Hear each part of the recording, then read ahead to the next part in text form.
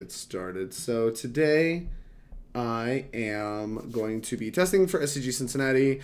I'm going to be using Magic Online instead of Magic Arena because like these decks are pretty expensive as far as wild cards go, and as well as like some of it's like a pain to do. I just like didn't want to mess with trying to get these decks together for Arena. So we're gonna go back to the old moto, get to use more of our sponsors' resources, Mana Traders, get to use their cards instead of having to try to cobble something together on Arena, which is actually shockingly convenient. Maybe Mana Traders will do something with Arena in the future if it becomes possible, but I don't think it will be. Either way, I'm going to be testing decks for Cincinnati. I am the standard seat. Which is kind of a new one-ish for me. I played Standard the previous Team Open, but other than that, I've played all Legacy, so don't really play much in the Standard seat, but Standard's been really awesome, and I really wanted to play Standard, so we're here going to be trying some decks out. I haven't really decided what I want to play. Tested Mono Blue and Team Wreck yesterday, and couldn't buy a win with either of those decks. Like, I'm sure it's pilot error, I'm sure it's my own fault, but I don't have time to learn those decks, so I need something that's easier to pick up, or something or at least agrees with my playstyle a little better. So like I said, we're trying this out. We're gonna try Simic next out later, but we're starting off with Selesnya Tokens. Now this is a deck that Austin Collins said is his pick for the weekend, and I respect his opinion in Standard a lot. He's a very good Standard player. But there's also been a couple other people that I've talked to, not just on Team Nova, but throughout just the Twitterverse, that have said that Green White Tokens is pretty well positioned right now. So this is the deck from Zach. I don't even know how to say his last name. I'm probably going to mess it up. Zachary Keen? Or we're going to say Keen and hope that that's right. Zachary Keen used to get to the Mythic Invitational. He has a deck list and a sideboard guide on the premium side of StarCityGames.com. And so we're going to use his deck. We're going to use his sideboard guide. I mean, obviously he was very successful with the deck, so we're going to start here, and obviously I'll talk about any changes I want to make at the end of the video. What's up, Toby's good boy in A? How's it going? Kiney? Yeah, I have no idea. It's pretty different. I think more soccer, but you're throwing basically an upside down pie 10. That makes sense, Messi. Yeah, I don't know. Like I said, I probably butchered. I'm horrible at names, and so, I mean, if he wants to hate me forever, I wouldn't blame him, but hopefully he doesn't. So, breaking down the deck, it's a 21 land deck, which makes a lot of sense. We have a lot of our big spells are convocable. So, like, our real top end is like, these cards. Like, these cards all have convoke on them. So, like, these are our actual top end, and we have all of this stuff that can be cast with creatures. So, that makes it obviously much easier to cast, and so we don't need as many lands as we would if these were actually 5/4 X drops, but it's still got a pretty heavy top end, so 21 lands makes a lot of sense, especially with flowers. The flower half of Flower Flourish gives us extra copies of lands in our deck. Basically functions as a cantrip for if you're looking for specifically lands. So that's a neat little thing. Playing with Traverse, you can kind of see the same thing. Decks that played Traverse the Ulvenwald in Modern can kind of accomplish the same goal with having Lay of the Land type effects that function as cantrips for specifically looking for land. So it allows you to cheat on your land count a little bit. So yeah, we're playing 21 lands, pile of plains, pile of forests, and then obviously the 8 duels we can play. We're playing 4 Temple Gardens, 4 Sunpetal Groves. No utility lands here, nothing super fancy going on, just like a million basics. Can't get Blood Moons. Million of all the duels that we can actually play, and not a lot of science going on there. Hey, what's going up? Thanks for the resub. Half a year, my God. Thank you for the support. I can't believe I've been streaming that long. That's kind of absurd to me. Green White Tokens. Did you ever try a non-Nexus Gate Reclamation deck? I never tried a non-Nexus Gate Reclamation deck. I feel like Reclamation isn't really good enough if you're not playing the card Nexus, especially in a Gate strategy where you have access to Guild Summit. But that's neither here nor there. Yeah, 4 Flower Flourish makes a lot of sense. Both halves of this card are insane in our deck. We get to cheat on the mana with the first half, and we get to go for the quote-unquote combo kill. March Instep into Untap Flourish is kind of the combo this deck has to combo kill people. And, 3 Legions Landing. It is legendary, so I guess we don't want 4. Makes a lot of sense. Round out the 1-drops. I kind of like that. I like a deck that has access to 7 to 8 1-drops. That makes me pretty happy for a standard deck. All of these I'm pretty happy to have on turn 1. And, like, this one's really good in the late game, so it's pretty exciting. Next, we'll look at the 2-drops. Emmara makes a lot of sense. Legendary creature that works well with our strategy. Convoking is obviously great. Making tokens obviously continues the plan of convoking. Toby's good boy in A. Thank you for the follow. I really appreciate it, David. If you play Arena, I can play against you with a non-gate reclamation deck. I probably won't play. Like I said, I won't play on Arena. Getting these decks together is going to be kind of a pain, and like it's just easier to play on Moto. Actually, specifically, Nexus decks are easier to play on Magic Online, so it just makes a lot of sense to do tonight's testing on Magic Online. I'll probably just confuse those. Anyways, the 2-drops. Emmara makes a lot of sense with the Convoke plan. Tapping it's good, makes tokens. Also, the tokens can fuel later Convokes, so just a good card to have in your deck. Makes a lot of sense for the strategy. Saproling Migration, another good one. You see this in all the token strategies. Being able to make 2/1/1s at turn 2 really plays to our game plan, as well as having the upside of being able to just be kicked on turn 4. On turn 6, and you can make 4 of these. And so being able to like have your mopey 2-drop be able to have upside in the late game, I think is a lot of power there. There's like it's pretty.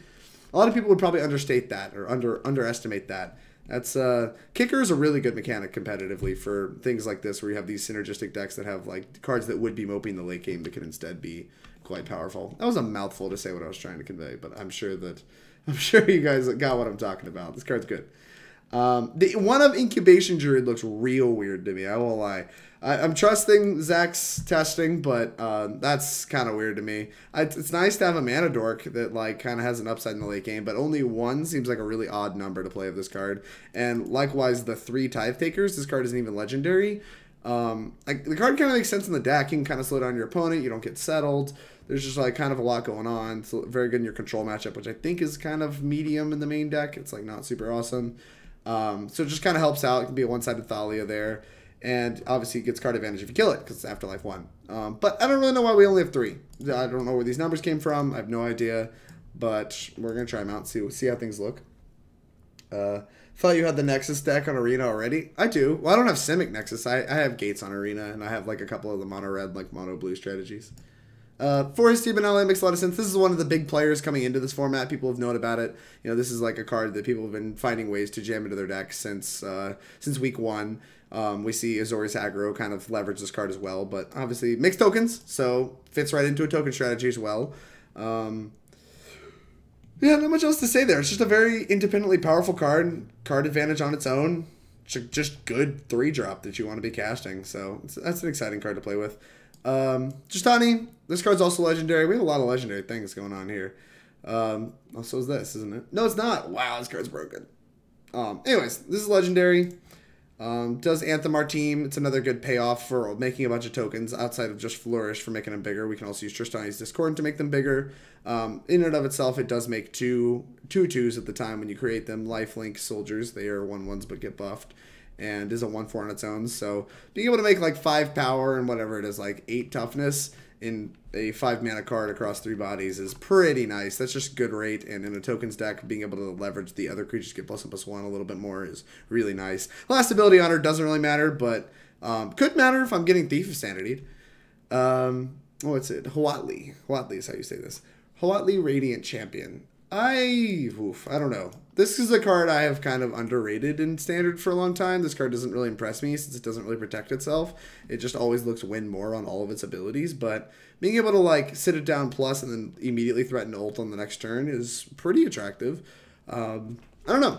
Like I said, if Zach says it's good, I'm willing to try it. So here I am trying it. We're going to see how it is. But I'm kind of thinking like going into this is the card I'm looking at the most for being like, I don't know. This card, I don't know if this card's actually good. But we're going to try it. Venerated Loxodon is another way to anthem our tokens. We have, other than Flourish, Tristani Discordant. To round out the anthems, we have Venerated Loxodon, which for each creature you can invoke, you can put +1/+1 counters on it. This is the best way to really beat mono-red. Like, mono-red's Chain Whirler draws, you just have a hard time beating without, one of your +1/+1 effects. So this is just some insurance against that while still just being good on rate. So, could include in the deck. Obviously, definitely has a spot, even though it's kind of a weird card. It is very powerful and does help out that matchup a lot. Conclave Tribunal is just the best removal spell you can play in this deck. Being typically 1 to 2 mana is pretty nice for an Oblivion Ring, and you can just tap tokens that you just made or whatever. You know, it lets you 2-spell a turn more often. That's what just Convoke cards let you do. So that's pretty nice. Makes sense to have 4 of these. I don't think I would ever play less than 4 of these in the deck. It doesn't really make sense unless there's like some egregious thing going on in the format, like main deck enchantment removal. Last but not least, the real like token generator card is this one. This is the card you like try to chain into each other, where you just like make a bunch of tokens using what you have, and then use the tokens you just made. You can actually make more tokens with March of the Multitudes and just like truly make a huge army. Or you can just make the first army and hold the second one in case you get swept or whatever. You know, obviously matchup dependent, but this is like both the payoff and the generator, which makes this card so good, is that you can use it for a low number to just kind of get yourself going on something, or you can use it late game when you have a bunch of tokens as a real big payoff. So there's a lot of flexibility to this card, and that's like the reason it's always going to see play in this type of strategy outside of it just being a token strategy. It's just very good on rate and is good at every point in the game. All right, what is this? Man, I'm not even having to harass you to play Arena anymore. This is great. Yeah, I would love to play out Arena. I just can't. She's actually pretty good in my opinion. I ran her in Ajani as well in green white tokens. Never thought I ended up getting the deck together in paper. Got my Temur Nexus deck done first. Makes sense. Temur Nexus is a good deck. I just like, I don't know. I played Temur Reclamation without Nexus, but the Temur versions are really good with the Expansion Explosion. See, that's the deck. Obviously, if you're looking for more information on the deck, there's an article on the premium site of Star City Games. Zachary, this is probably the last time I try to say it. Zachary Keen. I tried. Hopefully, I probably butchered that. I'm so sorry. I should have done my research on the name, but they wrote a great article on it, and it is fantastic and has a sideboard guide that I will be using during the stream. So if you're looking for that, it's there. Sideboard. We got a pile of Planeswalkers. I don't really know. Yeah, I mean, obviously, if you're playing against fair decks, you want Planeswalkers. Planeswalkers are some of the best things to do against fair decks. But like outside, like why this is the best thing to be doing, like why 2 Ajani, 1 Vivien over something like 2 Viviens, I couldn't tell you. These are just numbers that they posted, but I think that, I think they're going to be good. Like, for the fair matchups, we have just like, we can convert into this like weird green-white like mid-range plan with a bunch of Planeswalkers, and like the variety in Planeswalkers is going to be nice, where you can have multiple out at the same time, just really truly grinding out some of the fair decks. So that's pretty nice. Vivien clearly kills flyers. This one can bring back stuff, which is better against sweepers. So they have their own niches. They have their own niches to fill, and I imagine there's some math done there, but I don't know what it is. Baffling End, cheap removal spell, costs 2 mana, exiles permanently, so it's just like a very good cheap removal spell when you want more of that effect. There's not a lot of great options in white for cheap removal spells in the standard, and green certainly doesn't have any, so it makes a lot of sense that we're playing Baffling End, because there's not really any other options that are good, so, or that like you'd want to be playing this kind of token strategy. Demystify, destroying enchantments. Yeah. Wow. I assume the mirror. Like, it's probably pretty good in the mirror against History of Benalia decks. Like, mono white, it's probably good against anything that has both the card Conclave Tribunal and History of Benalia in your deck. You probably want this, is what I would guess. Maybe you also want it against the Search for Escantar Wilderness Reclamation decks. So there's a lot of enchantments being played in Standard. Makes sense that we have Demystify. I don't know exactly where we want it for sure, but it makes sense that this is in. This is the card I would kind of want instead. I feel like Crushing Canopy is a little more flexible than Demystify, despite costing 2 more mana. Being able to kill creatures with flying, there's a lot more of those that I think that are in Standard than there are enchantments. So I don't know. It's kind of weird to me that we have 1 Demystify, 1 Crushing Canopy. I would like to have 2 Crushing Canopies, I think. But that's something else I'll be looking for. We'll be trying it out and see where Demystify is really better as a 1-drop, and the diversification matters. 4 Kraul Harpooner. I guess we had a bad mono blue matchup at some point, but we really fixed that, because Kraul Harpooner bodies mono blue. It is disgusting. Huatli, I don't know how it's spelled. Yeah, Kraul Harpooner, not much to really say there. It's just like, a good, efficient card. Maybe we also bring it in against like the Nexus decks if we really want to pressure them. Because the cool thing about Kraul Harpooner is that it is a 3/2 for 2 mana. So like if you're just like wanting to get a clock going, Kraul Harpooner is a pretty reasonable option. I've seen people bring it in as just like literally a threat in some of your like Moby beatdown decks. Just bring it in as something that's faster at beating down than like, whatever, Emmara or Saproling Migration. Something that really presents a clock. So, well, I'll be looking to see that. I haven't actually checked the Sideboard guide yet for what we're doing in that matchup, but that's kind of something I'm looking out for. last but not least, Knight of Autumn. This card, obviously still flexible. More ways to blow up enchantments. Really don't like enchantments. They gotta go. We got enchantments, enchantments. And we also gain some life. This card, I assume, is also just like kind of to help shore up our mono red matchup after board, because really like Chain Whirler is really that good. And there's like times where we could, even though we make lifelink tokens, they can still just run us over. Cards like Experimental Frenzy, cards like a bunch of risk factors can still just like go over the top of what we're doing. And like a Knight of Autumn blows up the Experimental Frenzy, can gain life to basically counter a risk factor by just gaining 4 life, putting a 2/1 into play. And then like being a 4/3 is just like a reasonable clock if nothing else. So Knight of Autumn makes a lot of sense. Still good in like the Nexus. I'm sorry. Yeah, the Nexus matchups where you want to blow up Search Fest, Cantus, and Reclamations, because you can play it either as a clock or blow up an enchantment with it, and like it's just going to get value in those matchups. So it's just like interesting to me that we have all of this enchantment. I guess this blows up enchantments too. Really, just fuck enchantments. Don't like them. They gotta go. Get out of my house. But we have a lot of ways to kill enchantments. We have a lot of flexible cards, a lot of Planeswalkers, a lot of Knight of Autumn. There's a lot of modal stuff, and then like our kill bloom cards and then kill cheap creatures cards. Makes a lot of sense. I don't know. Excited to try it out. That's my take on it. Like, I've played 0 games with this deck in Standard. I really could have just said a bunch of stuff that was incorrect, and that'd be how things go. But that's why I do a conclusion of the video to talk about how wrong I was. So we'll see how that works out. Boop. Let's play our first match with some green-white tokens. Thank you, Moto, for resizing. Join league. Boop.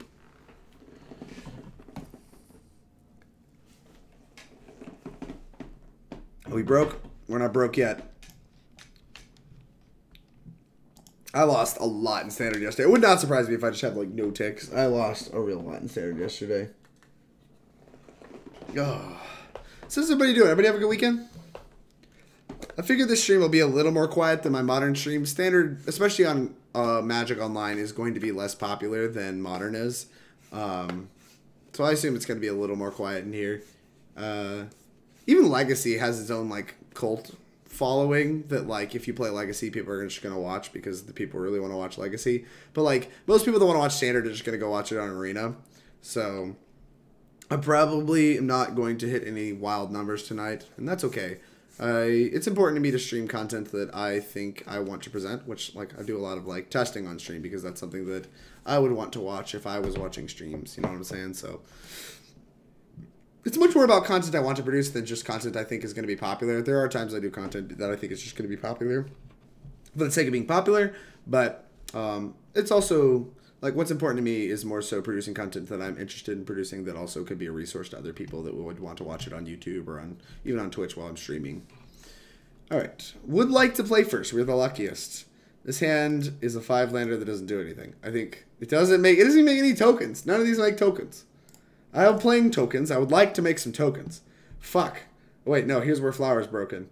We get to go find a forest and play our Emmara on turn 2. This hand's great. I mean, there's no sense not. Oh, whatever. Let's put this on top. Flower. Why did it offer me to cast Flourish? I cannot cast that card. Why are we playing friendly standard? I don't know, because there's more people. There's only 300 people in the active players in the other queue. I do not want to wait like 6 minutes for a match to pop. Like, there's a real danger of just like not actually hitting a match. It's kind of what happened to me in Pauper, and like when I played Pauper on stream, is like I had to wait like 4 to 5 minutes sometimes to even get in a match. All right, well here we have the Kraul Harpooner matchup. Well, you do so much better than any of my streams when I used to stream League. Fair. Friendly. Playing some friendlies. Infinite queue times. Yeah, no kidding. The be easy. That's what I'm talking about. There's like nobody playing. Yeah, that's fine. I wonder if we bring in Knight of Autumn. I'm actually about to check. I wonder if we bring Knight of Autumn in this matchup. Boop. Okay. I'm not going to... What do you want me to block with my Emmara? Magic Online, please. Why are you like this? No, we do not. We bring in Baffling Ends and Kraul Harpooners. Makes sense. All our removal's pretty good. So we get to hit back, make a token, play a tap land, and then start chaining Venerated Loxodons. Seems like a good plan. Like, our plan is just race. We have Venerated Loxodon, Tristani Discordant to, like, kind of further that plan. Okay. we're not in the worst shape. We're probably not going to win this game, but just because like they really got under us with like this whole thing, we don't have any removal. Our hand is like kind of medium against the Have Curious Obsession hand, but would you like to pay 2? Would not. There's a chance that we can just like go wide around this like one mopey threat and just like be like, okay, like, you know, if you're not playing threats, we're gonna race with this. If you're not, you know, if you're playing threats, you're not gonna have mana up to counter my stuff. So there's a chance we win this game just by pulling them in too many directions. All right, adding another point of power makes sense. So I can attack. And play, I can attack, and I can play a Venerated Loxodon. But if they have Merfolk Trickster, I just feel kind of dumb. But if they have Merfolk Trickster, they can Merfolk Trickster this, right? Images of the battlefield. No, maybe they can't. Okay.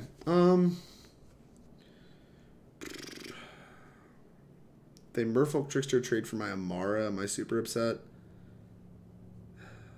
Means my Venerated Loxodon resolves, which puts a lot of power into play. I might just attack with only Emmara. I think I'm gonna do that. No, that's too fishy. They'll sniff it out. I'm just gonna attack with this. Attack like this.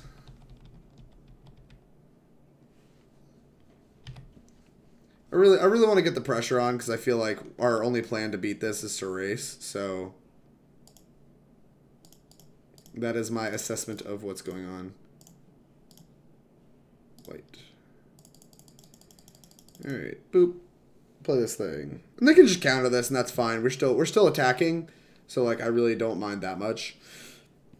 I mean obviously I'd rather have it resolved, but like we still are like racing pretty well. Oh blech. That's actually probably the worst possible thing that could have happened. Because like now they get to up their pressure for free. That's gross. But we still have lifelink tokens. Yeah, this doesn't surprise me to see them hold one back.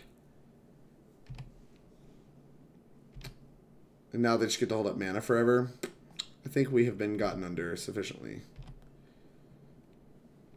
Is there a way I can play both Tristani Discordant and Venerated Loxodon yet? I don't think so. So which one's better? Venerated Loxodon seems a little worse.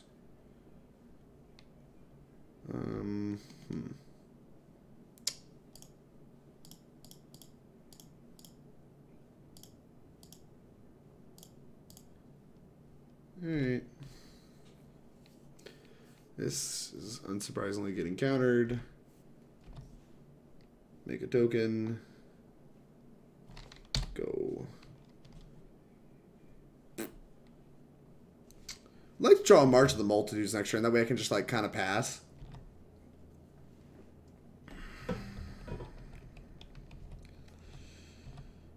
Yeah, I think we're probably dead this game. I've said that for a while, but like we're still technically in it. Yeah, the be easy. The thing is, if we play Tristan, I think I value Tristani higher. I guess I didn't explain what I was doing that turn very well. If I wanted to play Tristani Discordant last, because I was pretty sure whatever I played that turn was going to get countered, and I think I value the Tristani Discordant higher than I value the Loxodon. So if I value the Tristani higher, then and I think my thing's gonna get countered, I should just run out the Loxodon, which does produce my produce another token out of Emmara without having to attack into like a trade. And so like I really wanted to hold this because now like potentially it resolves.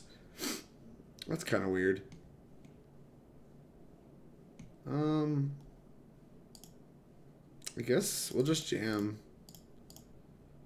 I'm gonna jam Tristani Discordant. I think I value this more. I value this more than Huatli, but I don't think I can afford to continue just baiting. Like we're not really getting anywhere.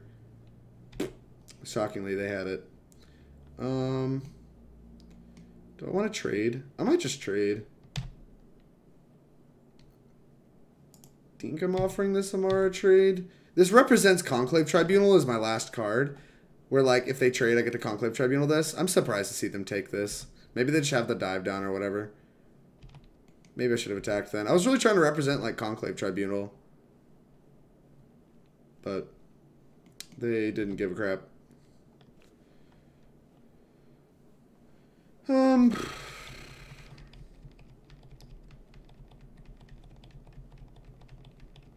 have to play another threat now at least, or we start winning the race again. But it's probably just going to be a Tempest Gen. Yeah, that makes a lot of sense. Emmara, huh?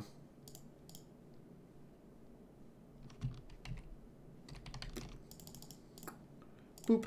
Alright, what's up? Maybe attack with one lifelinker to show Xaxes on Tribunal? Yeah, I could do that. Spell Pierce. Okay. Yes. We should have another Spell Pierce. Alright, I think we're done here. Oop. That's a lot of counter magic. Alright. So we died. Pretty unsurprisingly. I mean, they did draw pretty well. Like, obviously they were howling mining, but like, they did draw like a fair amount of counter spells, and like we could play around Spell Pierce for most of that game. Like, we were playing things that even could get Spell Pierce, so that was kind of weird. The Tater Tot of Prussia says that this deck is good. That is what he said. So we're trying it out. Well, let's put the card that literally has mono blue written on it in the deck. And Baffling End. And apparently we cut this card, which makes sense. It's like a big, huge thing that just gets spell pierced. So I guess that makes a lot of sense. Yeah, this card looked pretty bad. All their things are evasive and they can attack it really well. Plus, it's another big, huge thing that just gets spell pierced. This one doesn't make a ton of sense to me, but I'm just following the Sideboard guide at Star City Games. If I had to guess, we're cutting this because we're cutting all of our big spells. So, like, we don't really want to, like, ramp anything out. But that doesn't really make sense because we're leaving this in. I guess my thoughts would be that, like, this card looks kind of weird in our deck still, even though it shuts down counter spells. I don't know. I don't really know what our plan is in this matchup, because, like, we can't really get under them. Their deck is more efficient, so we have to, like, go wider than them, but our spells are all big and clunky. So I guess we're really relying on, like, these in our sideboard to make the matchup reasonable, I think. Like, this card doesn't seem awesome, but it does race well. So if our plan is race, this card seems very good. This card seems like a home run. This card seems like a home run. This card might be bad. I don't know. I don't know. I guess there's nothing really worse. We're gonna try it. We're gonna try it. That's what Zach said in the article. So we're gonna give it a shot. Boom. All white. 2 Venerated Loxodons again, huh? All these Venerated Loxodon hands. Bunch of Convoke cards. This hand's pretty bad. Is this hand worse? More Convoke cards. And a 5-drop. 2 5-drops. And a Convoke card. I think we're probably dead. That was pretty brutal mulliganing process. Noted this deck doesn't apparently mulligan very well. I should actually tap for colors that make the thing I want to play. I want to play this. I don't know if it's better to play Emmara over this, but given that Emmara takes time to work, I want to play Emmara first. Since I assume this is going to get suited up with Curious Obsession, because they always have it. We should be playing... I think we should be playing the one that, like, puts more power into play.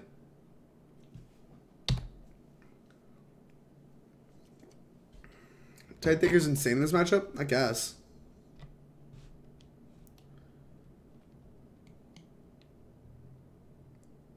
Like, they just had, like, they're just more mana efficient than we are. It feels like it's going to be pretty bad against mana, and if, like, I guess we should do this later. Let's do this after we attack. Be a technically tight Magic player. You practice how you play, right? Ugh. They can just play a Jhin next turn. It's going to be tough to win without a Harpooner, I think. Although even Harpooner doesn't kill this clown. Which I think they outplay 1. If I remember right, Autumn was playing 1. I mean, it's basically a Thali against their permission. That seems great, I guess. Doesn't jump in combat well. I don't know. Their permission's all efficient. Oh. I guess, I mean, it makes sense that it's probably better than a lot of our cards, but I think that's more an attribute to the fact that it is, like, mana efficient, and a lot of our deck isn't. Like, I'm literally looking at 2 5-drops in my hand.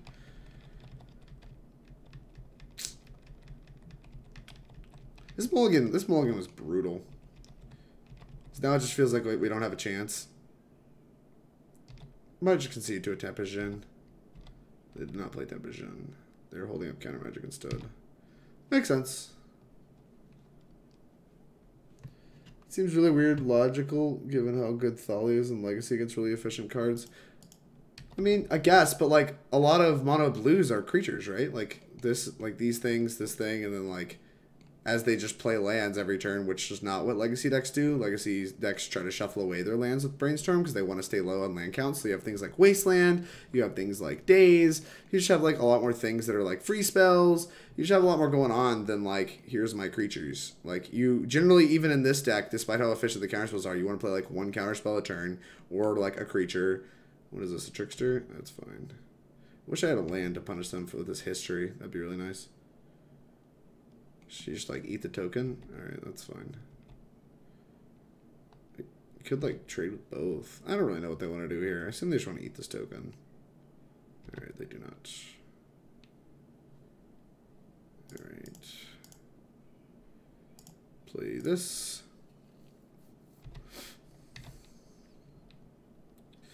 Yeah, I wish we had history. History would at least like put some real power into play.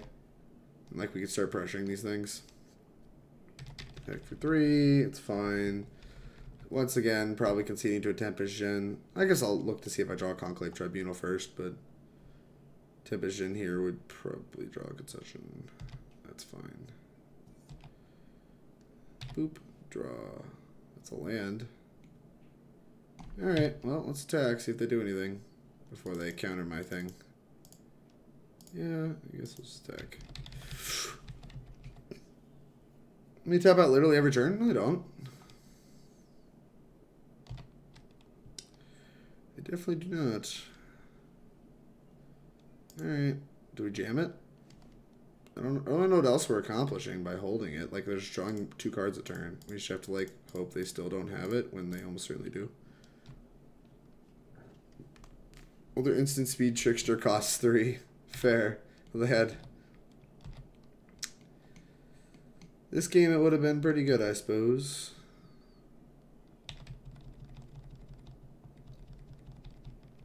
It is fine.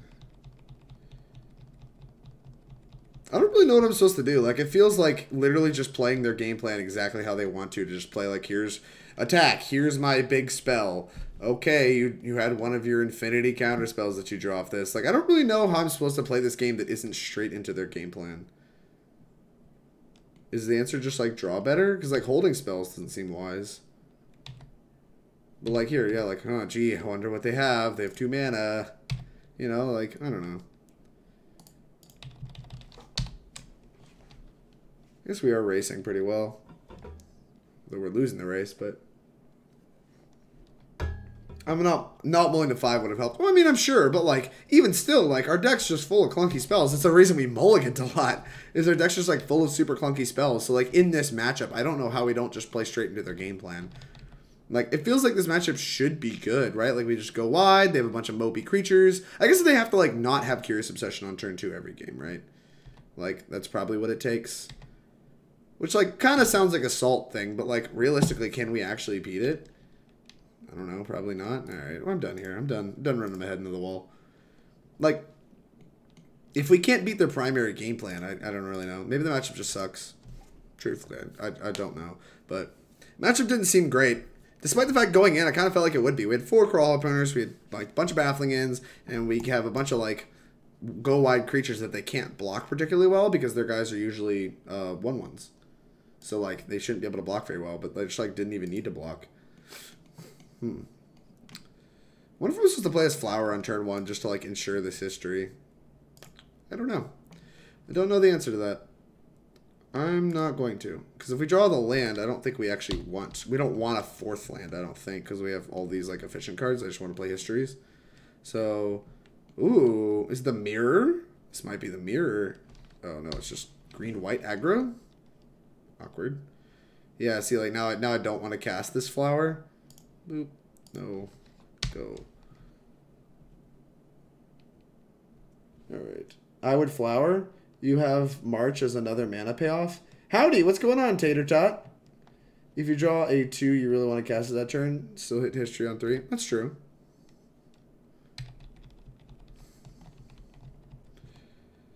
I don't know. Maybe I will end up regretting not casting this. Oh, no! First strike. I can't beat that. Actually, it's kind of gross. And we drew a 4th land. We're owning. I guess we'll just start putting these things into play. History into history seems kind of broken. And we can, like, attack for 1 million and pump them or whatever. We should do all kinds of fun stuff. This hand seems significantly better than our previous hands, but I guess double history always looks pretty good. Let's see if they have history of their own, since they're playing, like, knights. History is probably very good in their deck as well. Not much, just trying to figure out what to play in Modern. Phoenix has stopped being fun for me. Well, I have bad news for you, Tater Tot. I have real bad news for you. Yeah, I mean, that's fine, right? We're just, like, fine taking this damage. Play your own history. Knight of Autumn? That's pretty disgusting. Our opponent, I think, wanted it more this game. We may have to, like, put our Venerated Loxodon into play prematurely. Just to, like, get something down that actually blocks this nonsense. Feels like it's opening myself up to getting bodied, though. Whoa! Okay. Interesting. Very interesting. Knight of Autumn, note blowing up my history. Why would you do that?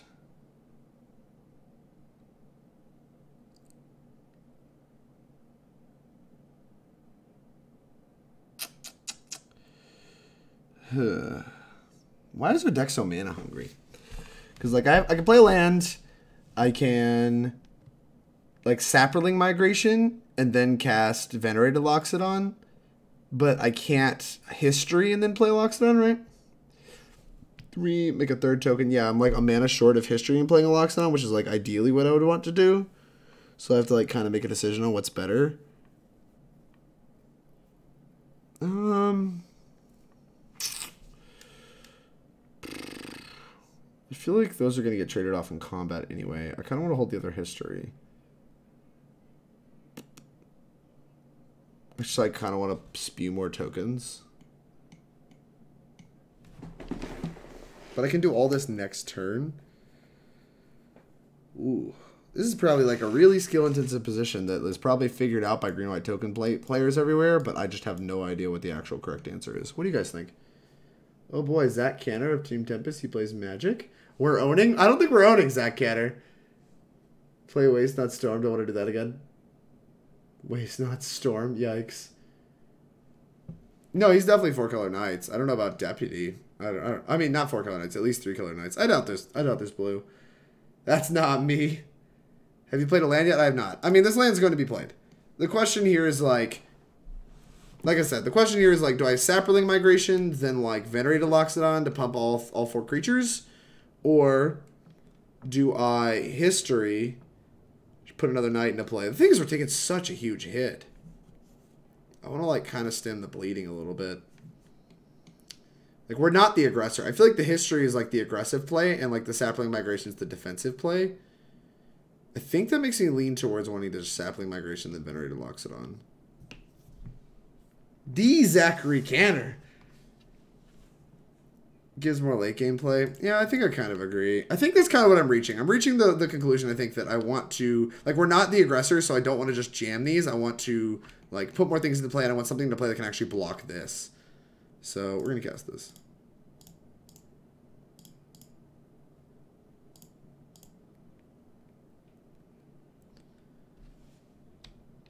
Alright, boop. Pump your stuff. And, like, we're going to take 4 for sure.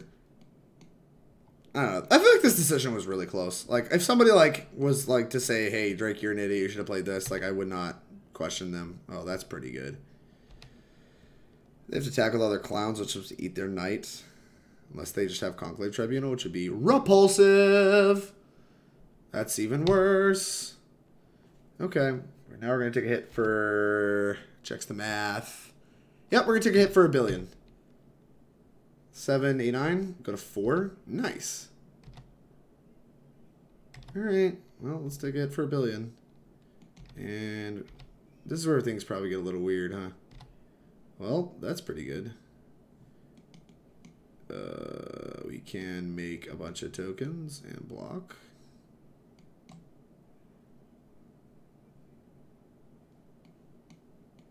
Interesting. Very, very interesting.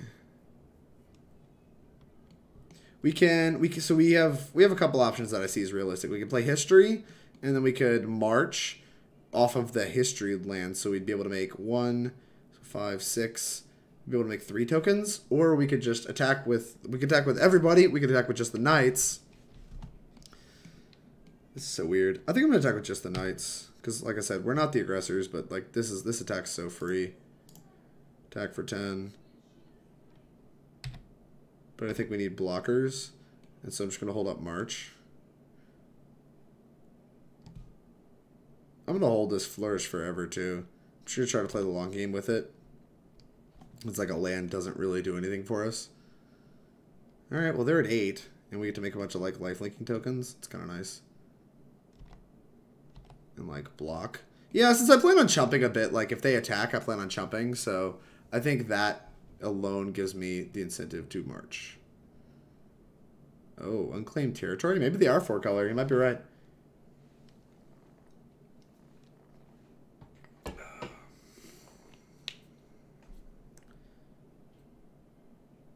What is this?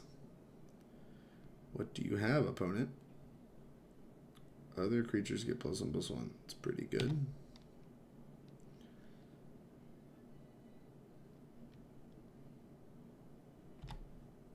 Alright, let's see what you're attacking with. Slam, huh? Is there like any way we kill you? I don't know.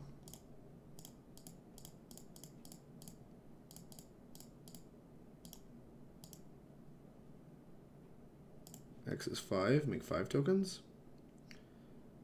Alright. We can take a hit for 3. So we have to go to blocks. We have to block. I guess we can take a hit for more, but whatever. Block here. Do I want to trade off? I don't know if trading resources is good. I don't think it is. So I'm just going to block like here, here, here. Is that better than just like double blocking? I think so. So I'm just going to like go to damage here.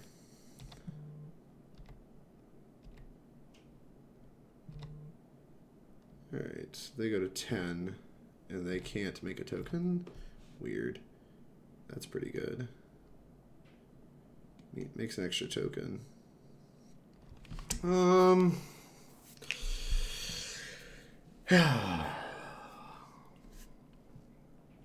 feel like this game is winnable. They have another Mortify up. I could just attack with the 3/3s.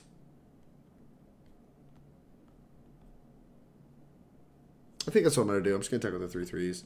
Stack with the 3/3s. They can choose to block or not, but they take a bunch either way. And we can make a decision from there.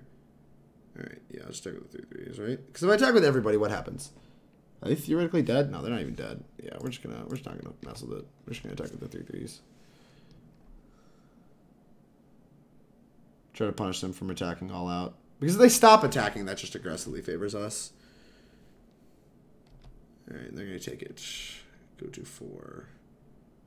So like in history. History doesn't really do anything, so I think I'm just gonna shock. Right? No reason not to.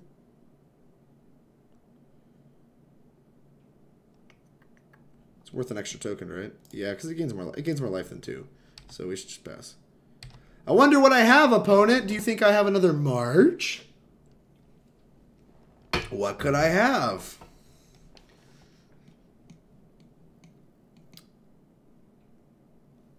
Tap land A. Orzhov Guildgate. No attacks, huh? Nice. That scared of it, eh? Well, I have it. And now I don't have to actually use it, which is nice. I think they're just dead. Make some stuff. Is this okay with you, opponent? Here's a bunch of stuff. Done. I don't want to play Magic no more. Where are you going? But you had this sick hexproof from white creature. What?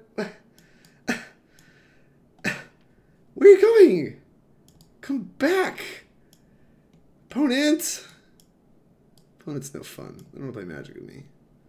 Alright, fine. Alright, things that break open creature mirrors. This is kind of what I'm thinking. It's like 941 is. I managed to 5 this week with Bug, World Gorger, USAZ. That's nice. Nice. Oh, you guys said some words. I'm really dumb. I'm sorry. I was like trying to figure this game out. Internal screaming intensifies. Should have history, in my opinion. Why? You only lose 2 tokens if you play history in a March because of the 9 token. You get to phase. You get to the phase quicker. Yeah, maybe you're right. I don't know. The history, it just didn't feel like I was getting ahead. Like, I felt like I was just kind of treading water with the history, whereas, like, the, playing the other way, which I don't even remember what it was at this point in time, just, like, playing nothing and, like, marching for a slightly bigger number, felt like it was playing more to try to get ahead and get under my opponent. Is there, like, anything for aggro matchups? They cut, like, Legion's Landing? Yeah, that card did not look impressive. 2 Conclave Tribunal, I guess because it's expensive. And a Tithe Taker. This is just kind of the stuff they cut in, like, the mono white Azorius aggro, which I'm going to try to treat it like that. They don't like Ajani in that matchup, but I feel like Ajani's good. I feel like Ajani helps us outsize our opponent. The question is it better than Huatli? I feel like it is. I don't know. I'm going to try this. This is like, I feel like the Ajanis are better than the Huatlis. How long do I have? I have a minute? I guess this is like kind of a weird spot because this is like 100% the opinion of me because this is based on their mono white Azorius, like on the guide.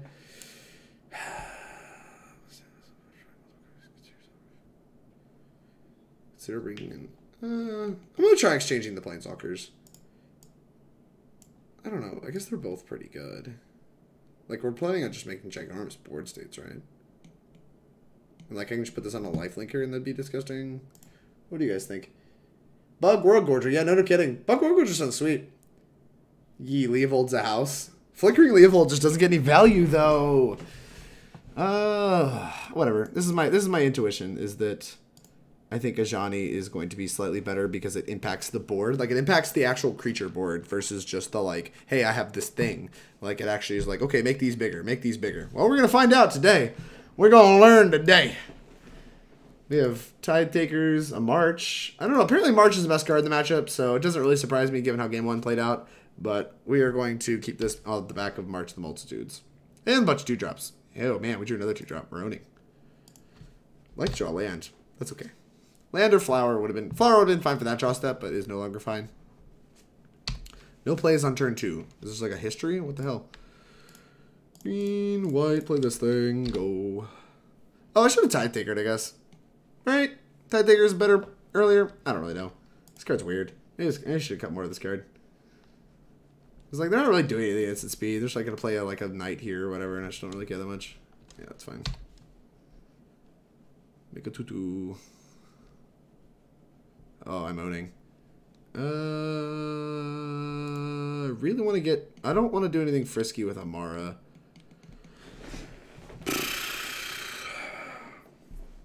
I guess I just want to start getting some tokens into play. Yeah, I think I just want to start getting some tokens into play. So I'm going to start doing stuff like this. I could attack, threaten a trade. Is that good? I stay even on cards. They lose a knight. I'm trying to think this trade's good. I don't think it is. I think I want to have as much to protect my Ajani as possible, so I'm not going to do anything wild.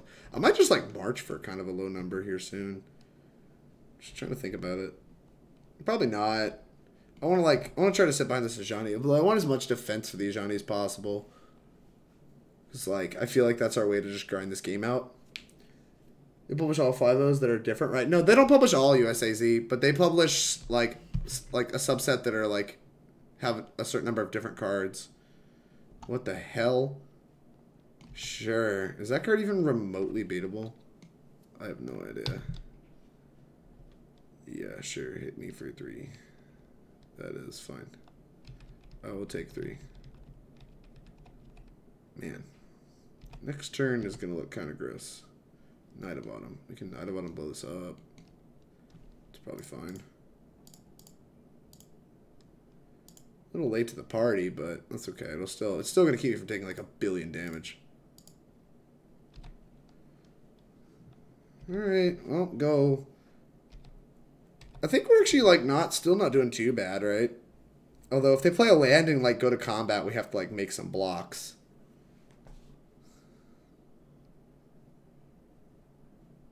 Because they could just one-shot us. Okay, well, they're not threatening to do that. I think they should. I don't think they should play this. I think they should have just attacked and threatened to, like, do this thing. It's pretty stupid. Okay. I see. What is this, 12? You can take that. 4, 8, 12. Yeah, I can take 12. I'll go to 5. That's fine. That's fine. Everything's fine. Not really feeling like chumping. Well, Ajani, you might be a little late at this point in time, but that's okay.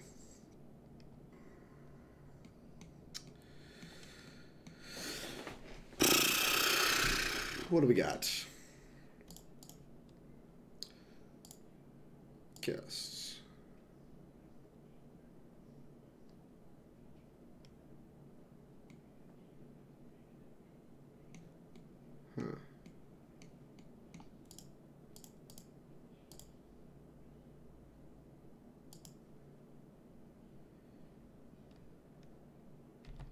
Alright, we're just going to do this. And we're going to make some chumps, and then we're going to make a bunch of tokens, and then we're going to return some stuff. I don't know how this is going to play out. It's probably not going to go my way. Yeah, now they're doing the thing where they can give their knights double strike. That's so gross. Alright, let's start blocking. Let's block here, here, here. Alright, let's cast this. Let's cast this March and see what happens. White, white, green, green. Alright. Do it. Do the thing. We have made our chumps.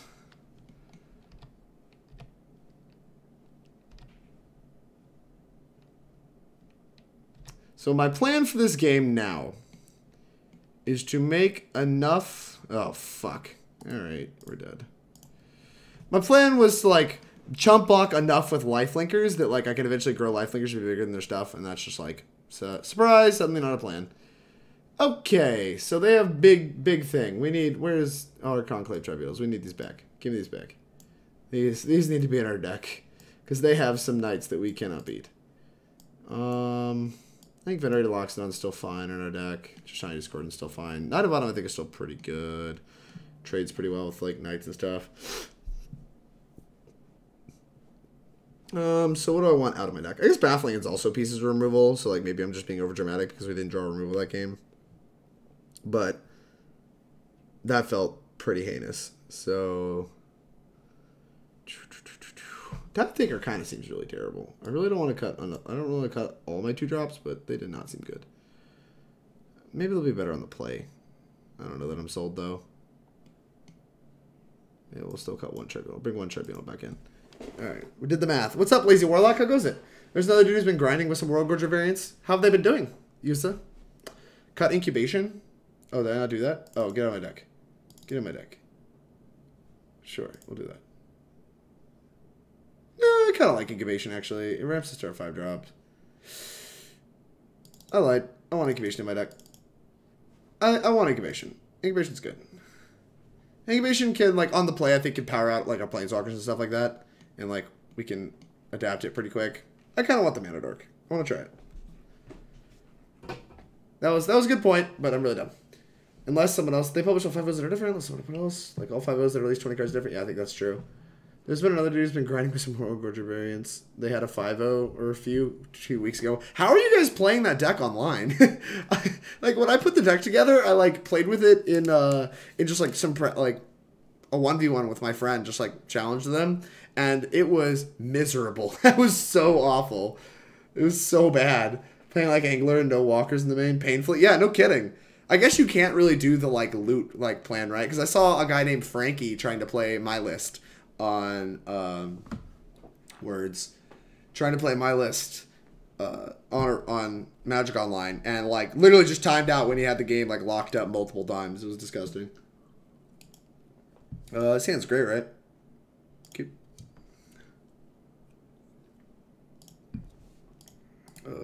Flower. Go grab me planes. I will base the odds against us. Go. Why can't this be an instant? Instant speed, search my library. What? Why? Why can't it be a search my library for a land at instant speed? Is that really too broken? Come on. Come on. That's not a land. Crap. I'm going to hope to spike it. Just get lucky. Tournaments are won by getting lucky. It's not too bad. You can auto-yield most of the triggers. I haven't had any issues with timing out. Well, you're not doing the loot yourself, like loot your way through your deck, right? With Desolate Lighthouse, you're doing like a different win condition. Vomit. Would like to draw Baffling End here. It's like Baffling in that. Oh, that'll work too. I kind of just want to get on the board. And like if they have a history, I want to knight it. So I don't want to play knight. I want to play History of Benalia. So attacking seems like the big dumb. So we're gonna play board build up, which is reasonable. When we have the Ajani, it seems just fine. If they play history and we miss on land, we're gonna flower to grab a land and knight their history. Oh, puke. I guess I should have thought about that. That's okay. Yeah, that's fine. Attack for 3. I'm not going to block. This attack seems free. Interesting. Bold move, Cotton. I'm definitely flowering.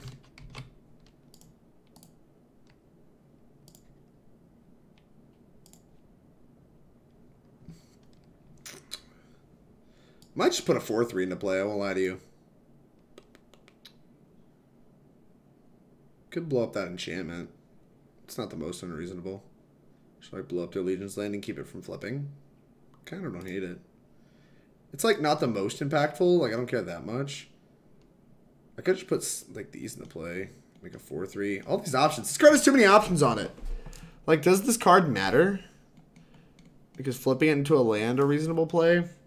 Maybe not. If we just play like a 4/3, probably like I don't care that much, right?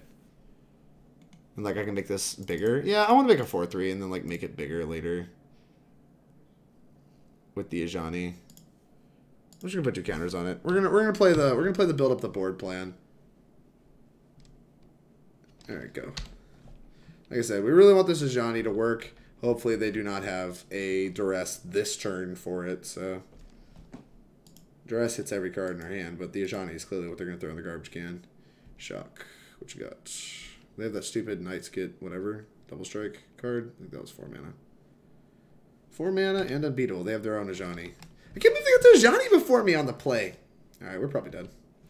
I feel like this match is a lot about who gets the Ajani first. Oh, well, we have that, so I guess that's fair.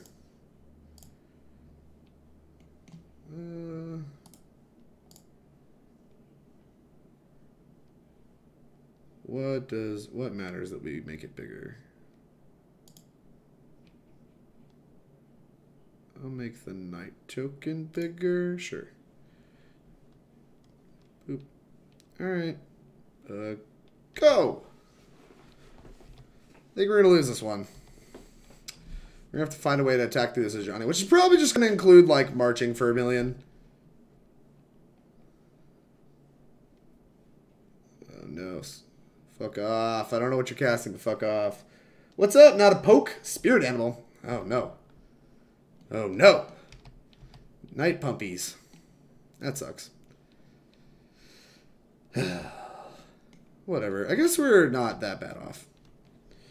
I am making it. Flourish first, then Ajani, or flower, then Ajani. Why do we want to flower? I really don't want the other land.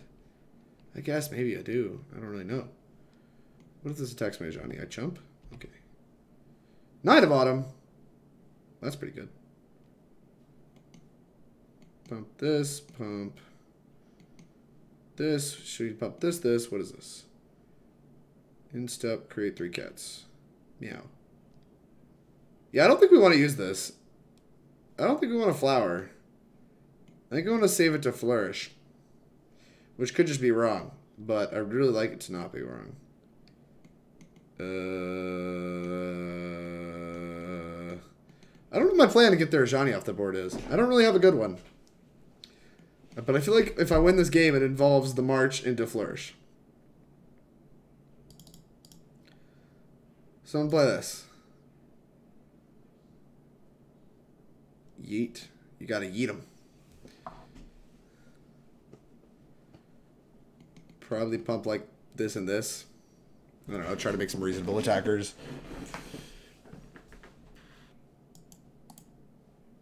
Pull it up. Okay. Plus on... I guess we're never really blocking this well, so I should pump like this, this. Is that true? No, I should pump like this, this. I think I'm supposed to pump these. Ooh. Alright, go. Right? I have no good attacks, right? So even if I throw something into this, yeah, I have just no good attacks. Everything's awful. Everything's miserable. I hate everything. This thing ults at like 7. It's just all awful. And then like next turn, I think we're supposed to pump like this, this or whatever. Just like make as many 4/4s as I can. Feels reasonable. Yeah.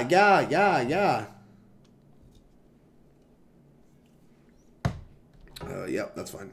Making 3 3s is okay with me. I got some 4 toughness creatures. What is this? Oh, that's pretty good. No, I think we're dead. They should have more anthems than we do. No! Ironically, like I said, I think if we would have hit our Ajani first, I think we would have won this game. But we did not. Therefore, we will not.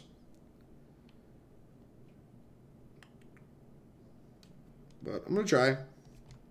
Involves us drawing running lands, for sure.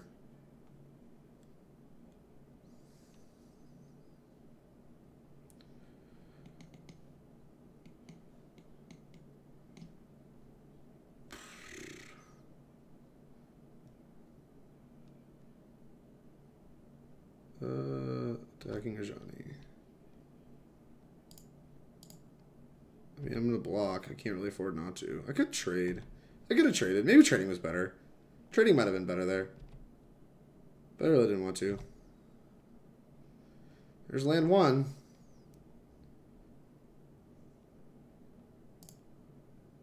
Alright, well, we have to march this turn.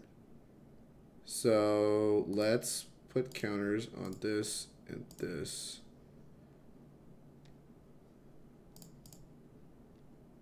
Put this into play. And then plan to march and hope to flourish and hope that's good enough. We're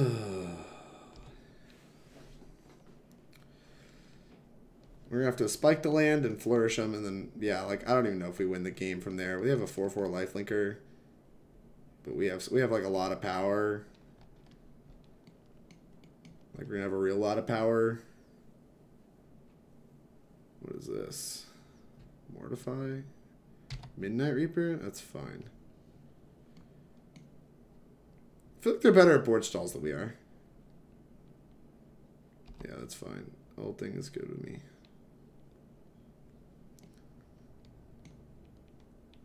Their guys are 2/2s though, so we probably just can't win. Because of this Benelish Marshal. We drew like no removal. I even put it back in my deck. Conclave Tribunal. Wow. Yep. They drew their removal. Yeah, okay.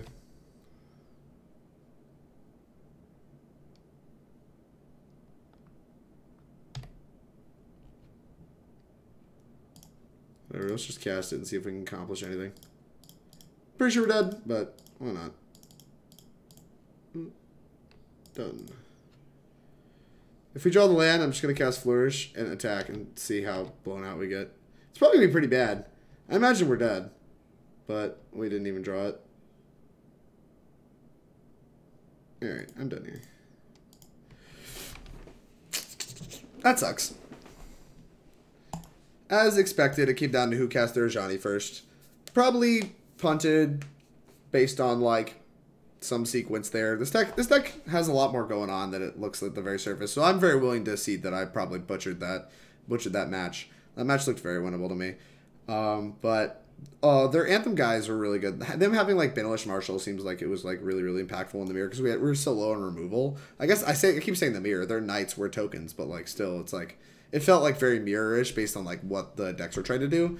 And so we are starting 0-2. Not so good. Lost to Mono Uwu, and we lost to Knights. Yikes. What's up, Alabama fan? How's it going? You could have had to do a Ajani turn earlier if you flowered into the Knight of Autumn. That's not true, right? Because I drew the land the turn after missing. Toby's. Right? Yeah, I drew, because they played it on turn 4, so I drew the land the turn after missing. So if I flowered in a Knight of Autumn, I would have just hit it on the same turn. So it didn't actually, that sequence didn't matter. Flowering, when did I flower? Did I choose not to flower on turn 1? Could I have flowered on turn 1? I didn't? No, I did flower on turn 1. Right? I'll have to go back and look, but I'm sure maybe there was a flower fucked up there. I could definitely buy that. This hand just looks fine. We got something that looks like a curve. Ooh. Alright. I am going to flower here because I don't think the other half's very good and we want to make our land drops this game. Boop. How you been, Teddy? You owning? Jess guy, what the heck? What is this? It's real friendly hours in here. It's real friendly hours. Fortunately, they tapped out, so maybe Tithe Taker will be a good option this turn. Although Discovery makes you think like an Arclight strategy or a Drake strategy, so we might just not be super well off. And we drew a land. It's pretty nice. I'm gonna play Tithe Taker. We have our next few turns lined up anyway, so we want to kind of keep them from interacting with our next few turns. So I think getting this into play makes a lot of sense. Shock it. All right. Shocking my Tithe Taker is aggressive.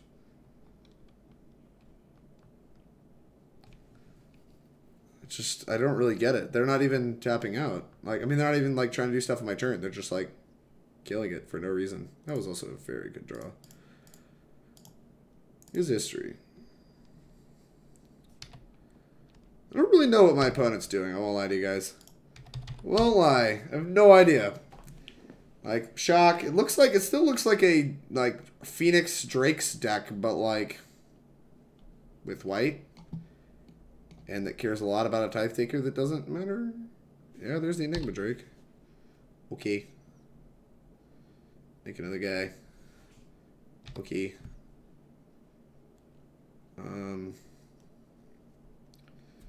I guess I'm supposed to just, like, play 2 Migrations and then Tristani next turn. Like, play 2 Migrations, play Venerated Loxodon and Tristani next turn. Checks out to me. Cast. Make things. Cast. Make things. Cast this. Tap this, tap this, tap this, tap 2 of these. Okay. Pump all my stuff. Go. That's a lot of, we got a lot of stuff. I don't know if it's going to be good enough stuff, but we got stuff. In this deck, I think about 90% of the time, Flourish will be cast as Flower to get lands out of your deck and get rid of dead draws, at least from my play experience. That would make sense. Hey, look, we're dead.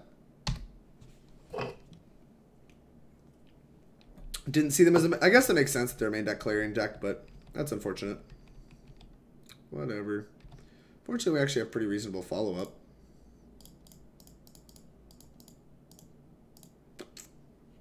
Oh, darn.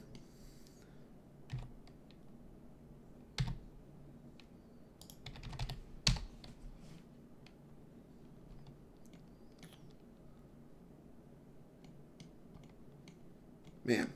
Was I just, like, not supposed to jam my stuff into the Deafening Clarion? I don't know.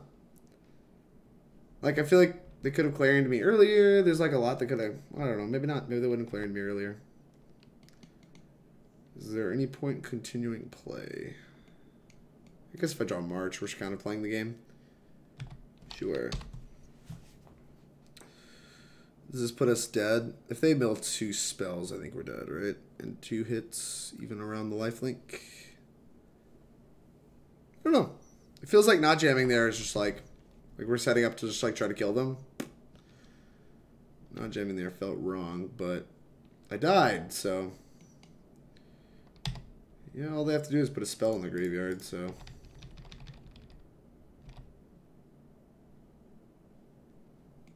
I want to kick this, so I'm not going to pay life on this. Also, I would just die, you know. But I'm not going to, like, just cast it. Would I have to cast, like, a spell? Sure.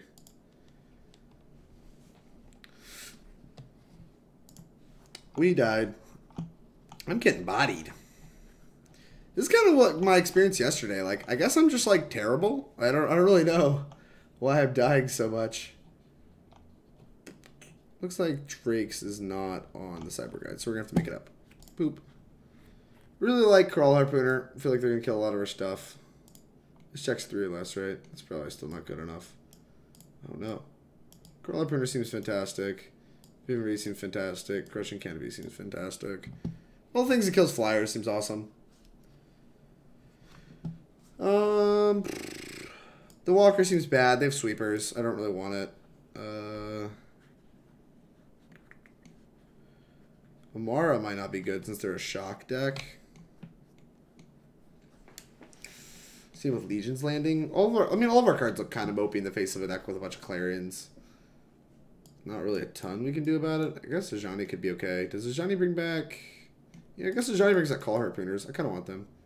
Alright, so I kind of want to convert into, like, this kind of deck. So, like, we're putting a bunch of 2-drops in our deck, but we want to keep our critical massive creatures. I'm not in love with this card. This card seems fine. This card has 4 toughness, so therefore survives the other thing, which seems fine. Tithe Taker seems fine. Legion's Landing does not seem very good. Incubation Druid seems okay. It's between Incubation and Emmara, between what I actually want to keep. I think... I kind of want to keep both. I just want to, like, take, like, a spell and get rid of it. March seems fine. Is March even good? Maybe March is bad.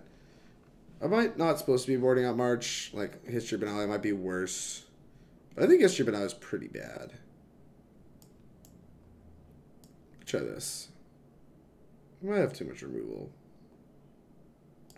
I don't know. We'll try this. This is like completely made up on the spot. But I feel like all the cards I'm bringing in are pretty good. All lands and an Ajani. I think that's a solid mulligan. How about no lands? I'll mulligan that too. Alright, I'll keep this. Bottom.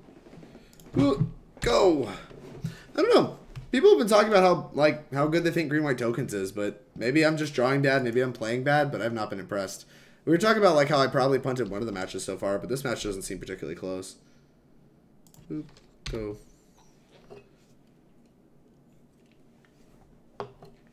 I don't know. This is a weird game.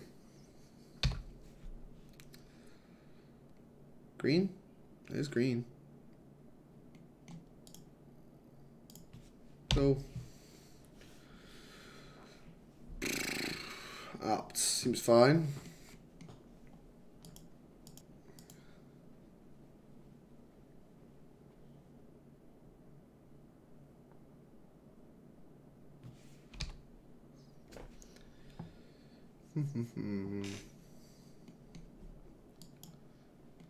Will I have mulled to 5 twice? Maybe that's... I mean, that's definitely part of why I'm, like, probably not doing terribly well, but...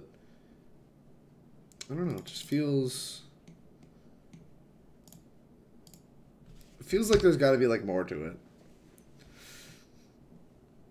Like, am I sequencing? Is my fundamental, like, approach to this deck wrong?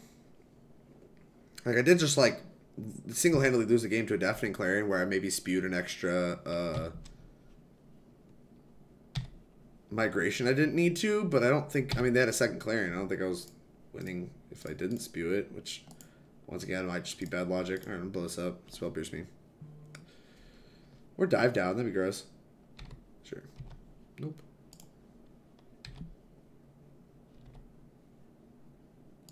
Boop. Boop. Oh.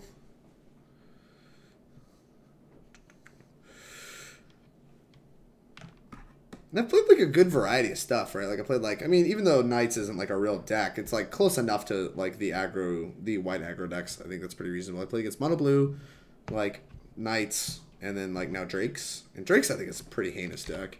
I don't think that deck's very good at all. If you're not doing like the Arclight Phoenix strategy, like what LSV I think was doing, I don't think it's very good. Even that strategy I think is only okay. Like I don't think you're breaking the format wide open. I think it's just like a known strategy that's like pretty reasonably powerful, but like not insane. They top both. Sweet. Got a lava coil then, is that what that means? This attack doesn't feel terribly good. Why are you sequencing like this? That op should have been main phase in case you found another 1-drop you wanted to cast. That sequence did not make a ton of sense to me. I think I'm gonna attack and play I guess I can't get my stuff out of range, so I guess maybe I should just attack. Play like Loxodon without tapping anything. Feels kind of dopey, but that's probably what I'm actually going to do. Shaka token. You got it. Like, what if I just put a 4/4 into play and decide to race? It doesn't get me super blown out by,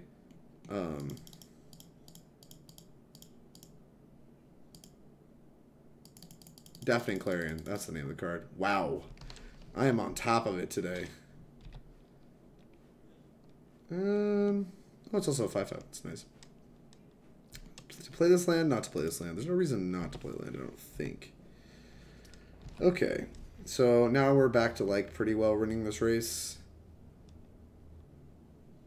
If they draw a lava coil, they have to target this. Like targeting the token just kind of doesn't really do anything.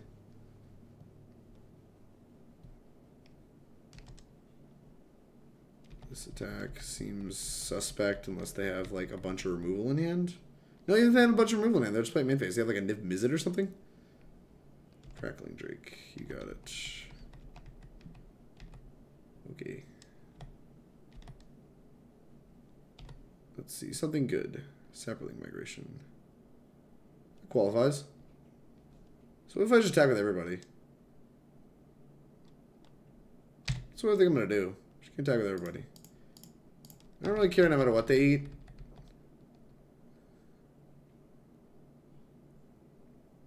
This block seems interesting. What if we had like a Bite of Pump? Alright, so they have to play any spell currently and we're just done?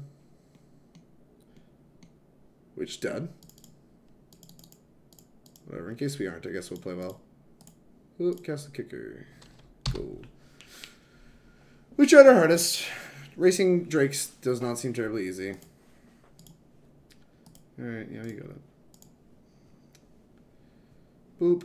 0-3. Quick 0-3. I'll finish out the league for the sake of the video, but pretty off this deck. I've won 1 game of Magic so far on stream. Pretty rough. I don't know. Like, you can make the argument I'm not mulliganing enough for impactful cards in the matchup, but it feels like our deck doesn't mulligan well at all. So I'd like to keep just basically any 7 after watching these games, but I don't know. This deck feels kind of awkward because like you have like a series of enablers and payoff, and like you want a good mix of like lands, enablers, and like a payoff or two, and like even just getting the lands has been hard this league. So, but like once again, the Zach said the Zach. I said I was not gonna say his name. Zach K, who wrote the premium article, made the Mythic Invitational playing this deck and just won like 9 matches in a row at the end. So obviously it's probably a pilot error, but man, I just don't see where I'm messing this up. Like, this hand looks fine to me. Like, Emmara, like 2 lands, Emmara, some payoff. Seems reasonable. Reasons I didn't finish the deck of paper. My testing on X-Mage showed a lot of the same. Yeah, but, like, how are people winning with this deck, right? Like I realize that Arena kind of has the, like, whatever, maybe fix your draws thing, whatever it does. But, like, maybe that's it. Maybe that's the entirety of it. Like, this deck, if it draws, like, a good mix of lands and spells, will generally win. Ooh, Simic Guildgate. I'm a big fan of people of the Guildgate strategy. Alright. Big fan of that. Yeah, I kind of came off Gates because like I didn't really think it was up to power level anymore. Like people knew what was going on now, and like I just didn't think the deck really had what it takes to compete really anymore. But like, I don't know. After playing these games, I might just be wrong. I guess we just attack. They haven't really played anything we want to Tribunal. Should have to kind of like march here in a little bit. Kind of begin to build an army with this Emmara to pressure. Oh, me, but just my life. Just getting lucky on their draws / mulligans, I guess. I don't know. I don't think that's it. I don't think that's all of it. OP gonna give us the Gates. Yeah, no kidding. Gates is so broken, dude. Gift of Paradise and Gates seems rough. I mean, there's not a ton of other ramp spells, so it is the next best option, but yikes. Something that, like, ramps you without putting a land into play and things that cares about, like, in a deck that cares about how many gates are in play seems real rough.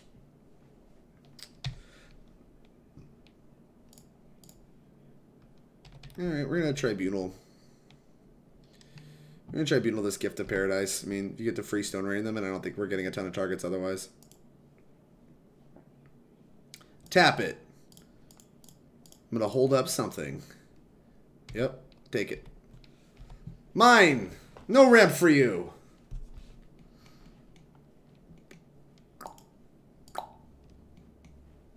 Alright. If we get Gates Ablaze, I don't care that much. It's really only cost us a card. It's another land, huh? Combat. I might just, like, make a march here. Like, the 2 points probably don't matter that much. I'm actually just going to, like, march here for, like, a fair amount. Like, we're going to hold it up. It's going to be obvious AF. It's just, like, how it goes.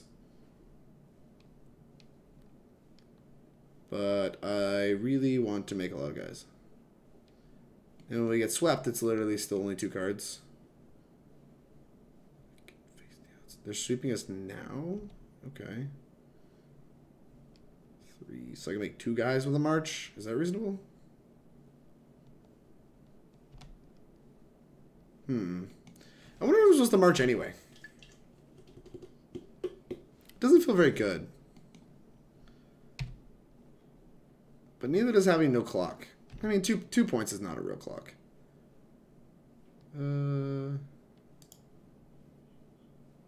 Sure. Emmara. We'll play a second Emmara and we'll pass, and then we'll just like, we'll march off this. Which puts like 2, 3 guys into play, because technically we're tapping Emmara a turn earlier, which is kind of nice.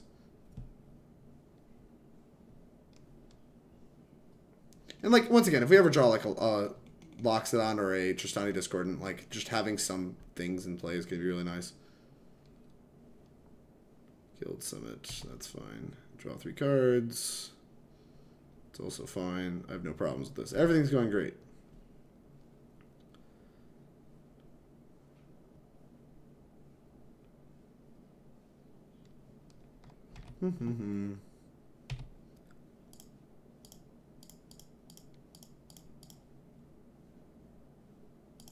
Boop. Make 2 guys. This is pretty anemic, but... Ooh, that's actually kind of nice.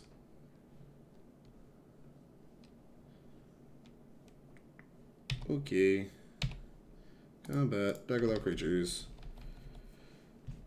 Oh, I don't really care. I think I can now make a token and Conclave Tribunal, which is kind of nice. It's kind of real nice. Because I think I'm supposed to Conclave Tribunal this. I think it's just untap, then we die, right? So we make a token and then we can Conclave Tribunal. I guess we can Conclave Tribunal anyway. Make a token on instep, right? This costs 3. Yeah. Ooh. That's nice. So we don't have to even make it now to help pay for it. We're owning. So they still haven't ramped. They have 8 cards in the end. They probably have another Gates Ablaze, but like, we don't really care too much because we're not deploying more things anyway. So, and we have this backup, so like it's just like working through another Gates Ablaze. We might actually win this game. It's very reasonable that we win this game. We just need them to kind of like fizzle a little bit, draw like a few too many lands or whatever. Not really get anything going. You want to see my meme deck I might be taking to SCG Cleveland? Sure, Enlightened Master. Show me what you got.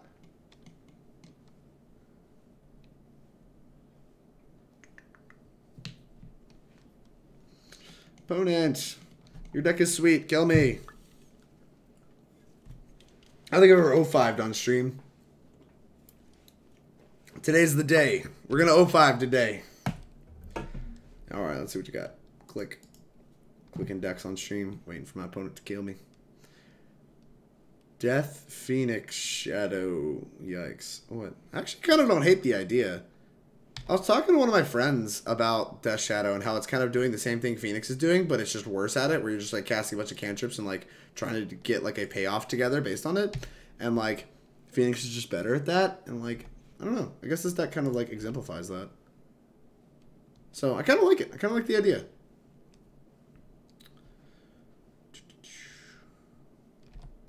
Okay, we dead. We're probably dead.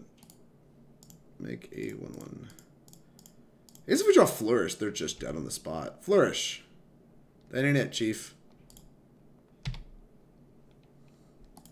Attack with all. No idea how much damage this is. Hopefully it makes this March lethal. 6? We have to make 6 guys. 3, 1, 2, 3, 4, 5. Yeah, wow, 1 off. Yeet.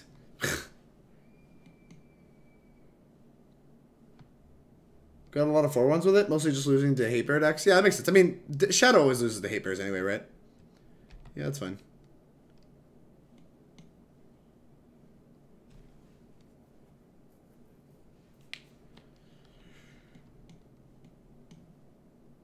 Oh no, Gate, draw a card. You got it. You got it. You have the Wilderness Reclamation? Maybe they're playing the mid-range version. I do not know. This looks like a Reclamation. Reclamation! You don't need that much to cast it. Oh, that's a route. Yikes.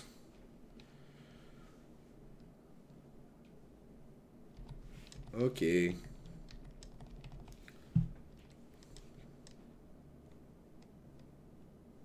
We have 8 cards.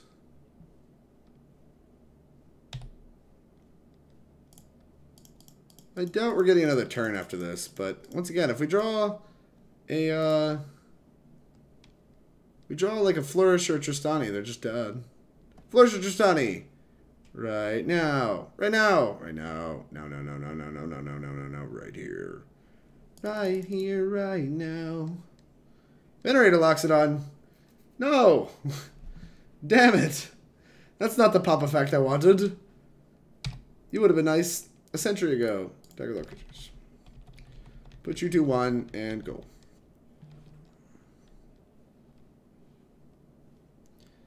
Alright, play Reclamation and kill me, big dog. Okay, you got it. Hinterland Harbor is an odd one in a deck with a bunch of guild gates. This feels like it should be a Shockland, where you're just playing a strictly worse gate.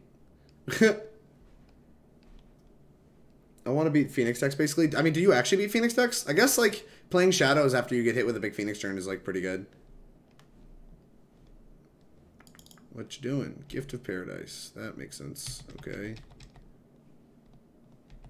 Maybe I should just, like, played this. I don't know how many of these are going to be able to pick off. It's like a Clarion. Yeah, this looks like a Clarion. Never mind, I don't know what this is. This is a crisis? Bleh. Okay. Gain 1,000,000.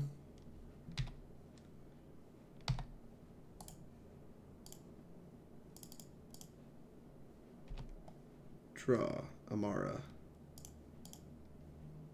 Let's play Emmara. Alright, I don't think we can play around Gates of Blaze anymore, so we're just going to extend into it.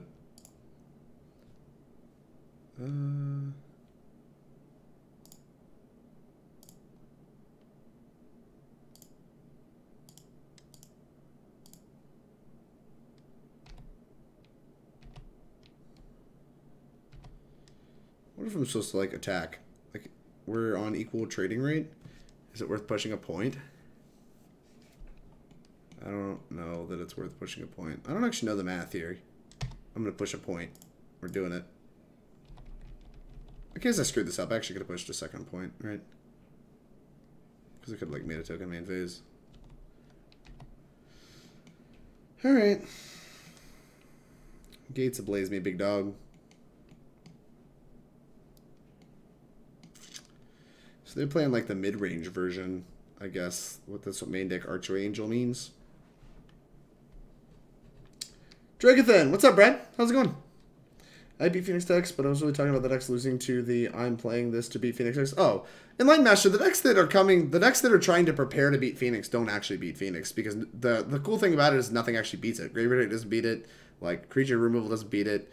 Like all of this, like I'm gonna beat Phoenix is just like wrong. I think Crisis will pick up. So you get the same amount of OG damage with the turns, just in case we don't draw Lord. Sure.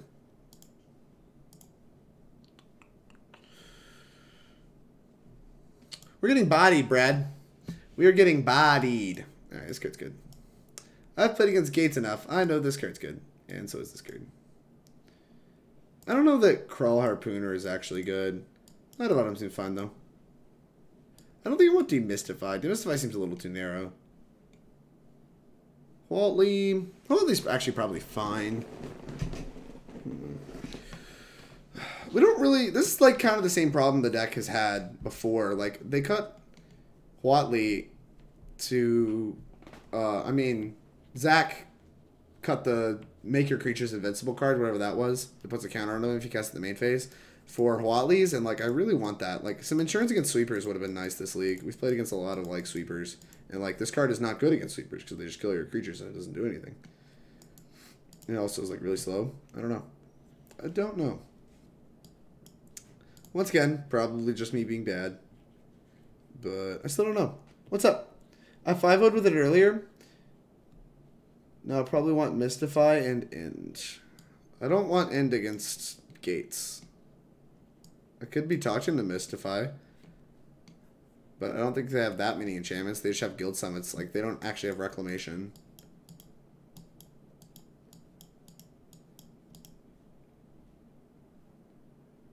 Don't they play Goat? How much do we care about Goat? Like, we have Conclave Tribunal to answer Goat. Like, I guess, is that better than... I mean, Vivien Reid, I think, is the best card that we have. Crushing Canopy seems like the next best card. They're going to play Goat? Yeah, I mean, they obviously play Goat. Goat murders you? Sure. I'd quit Huatli. Alright, get out of my deck. We'll use the Brad. What's the Brad school of thought? Whatever I'm doing isn't working. What you got, Brad? Brad Carpenter, ladies and gentlemen. I've hosted him many times in my stream, in the chat.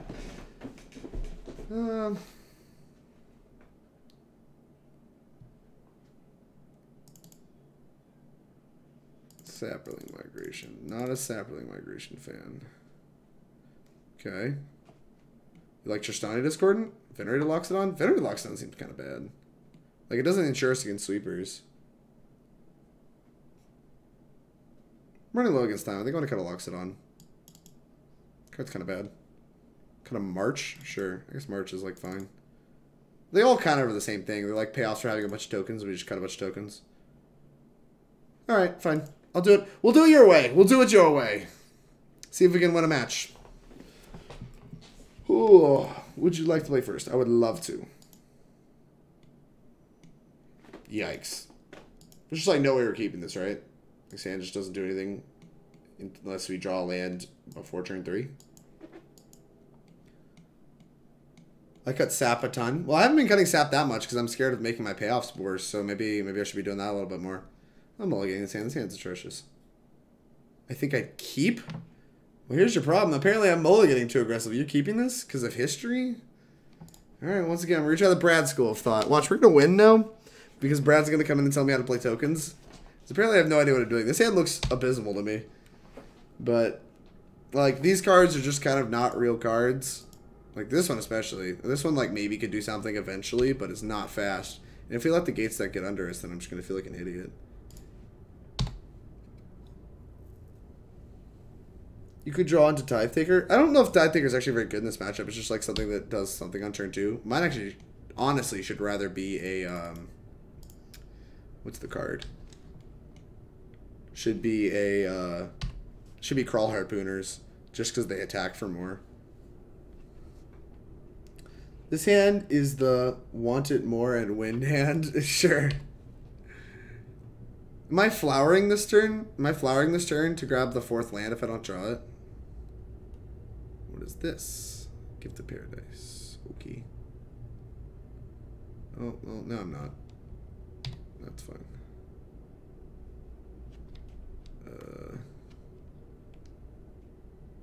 I would, yeah. Well, we didn't miss on it, so I think what I'm actually going to do is attack with a knight, and then I'm going to... Okay, so are you Venerated Loxodoning here? Because what I want to do is I want to play second... Like, if we're playing as Get 'em Dead with these histories, I want to play a second history, and then after combat... Like I said, I don't have enough. Right? Yeah, I don't have enough. Alright, never mind. I can't Venerated Loxodon here. So I'm just playing the second history, right? Attack for 2, then Elephant? Alright.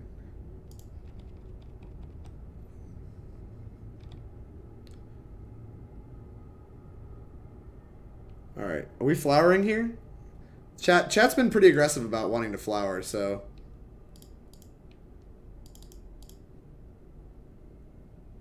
Boop. Are we flowering?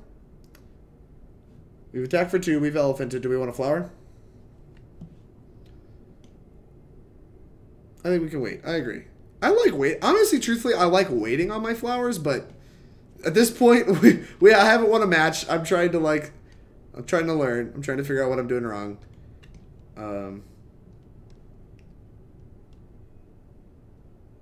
Because I just don't really understand.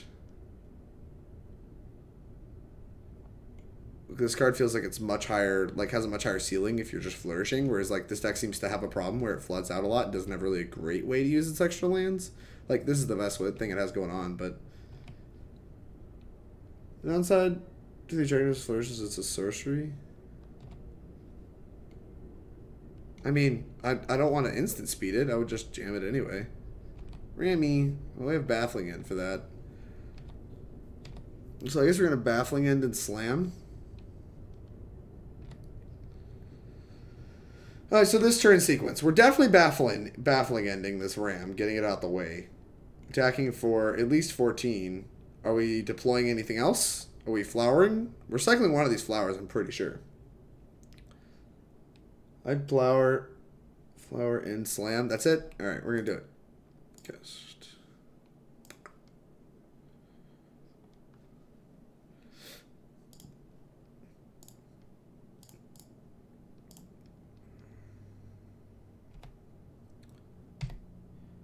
What's up? How's it going, Zach? We're playing some Standard. We are 0-3 right now, but I'm getting coaching from my friend and teammate, Bradley Carpenter. Yeah, I mean, I think I definitely want to flower here on this turn to get our 5th land. The question was, like, last turn, was it worth it?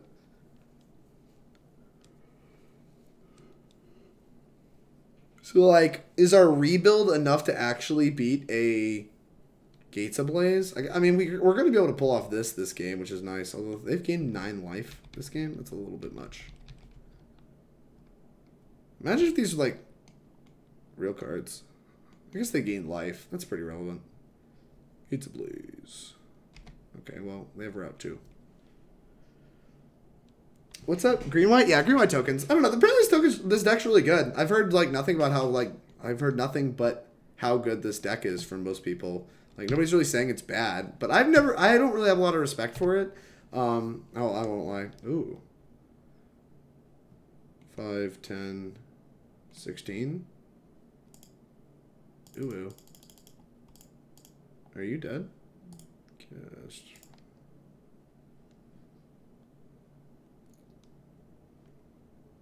Quick maths.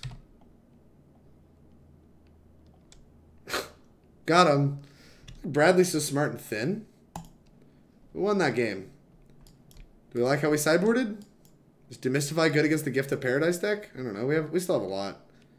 We have like Crushing Canopies and all this like nonsense still.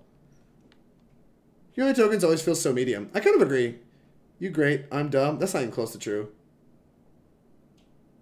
Just land attack, yeah. Demystify seems nice, but fine. Yeah. There's nothing I'm really super excited to cut for it. I'm just gonna run it back. I don't think they have that many enchantments. Like, they saw a lot of them that game, and so I feel like a little biased, but I don't think they're that good. But yeah, anyways, I don't know. Green White has never really done a lot in paper to me. So I've just never really had a lot of respect for it as a deck. And like in this league, like it's kind of just confirmed the same thing I normally see out of the deck, where like it has its powerful draws. Like Flourish is pretty messed up. March is pretty good.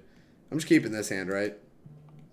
This hand's got like lands, an early spell, and some like good top end spells. They have 11, right? So you off Gates or just trying something new? Training Grounds, I'm just trying something new. I don't know, like Gates felt pretty medium the last time I played it in a Classic, so I was like, okay, like maybe it's just bad now, and like I'm willing to try other decks, and like I've just been getting ran over, so I am learning new decks. I'm expanding my standard range, so I can be a more useful asset to my team this weekend in Cincinnati. I think I'm gonna keep this. I don't know. I'm ready for you guys to come and tell me I'm wrong, but this hand feels fine. Especially after seeing how badly our deck mulligans. I'm not super excited to mulligan this. Ooh. Who's your team? I'm teaming with Dylan Hand and Chad Harney. Two very professional Magic players that are much better at Magic than I am. They can't even gross bar off this. They keep off the back of like Ram or something. If they kept off the back of Ram, this Baffling End's gonna look really nice. Next ALL is March 30th. Ooh, Drake, do you want to swap teams? Who's your team, Bradley? Oh, yeah, you got it. It's dead.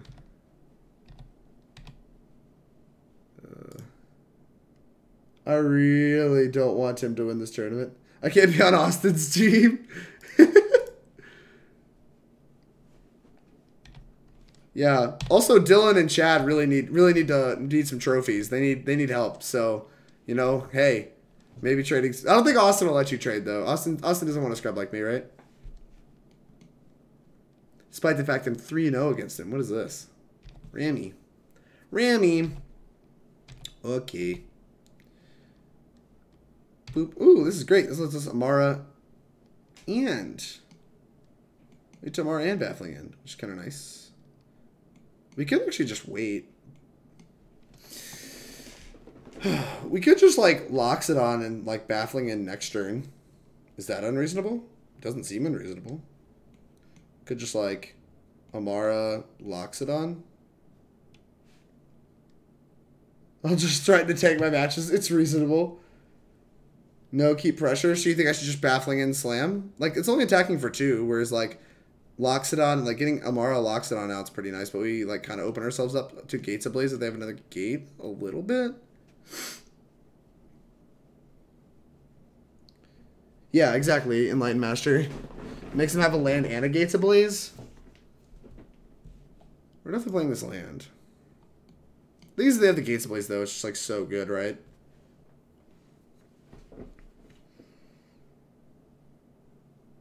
We have Tristani. Alright, trust Enlightened Master. Alright. So you Enlightened Master, you want to do what I want to do? Yeah, the elephant does live. Land and Gates of Blaze doesn't seem likely. I agree, Zach. I don't think it's very likely. I mean, I think they have a Gates Ablaze. Like, this hand is pretty shitty otherwise. Like, they don't even have blue mana. They just don't really have a lot going on. They missed a land drop. Like, they have Ram. Ram makes sense. I feel like they have to have a sweeper, too, for this, like, hand to make sense. So the question is whether or not we think they can top deck a land. Alright. I don't know. We'll try my way. And then when we get blown out, we'll learn something. Alright. Boop. But... like, this has such a high upside that I just have a hard time convincing myself that this is incorrect.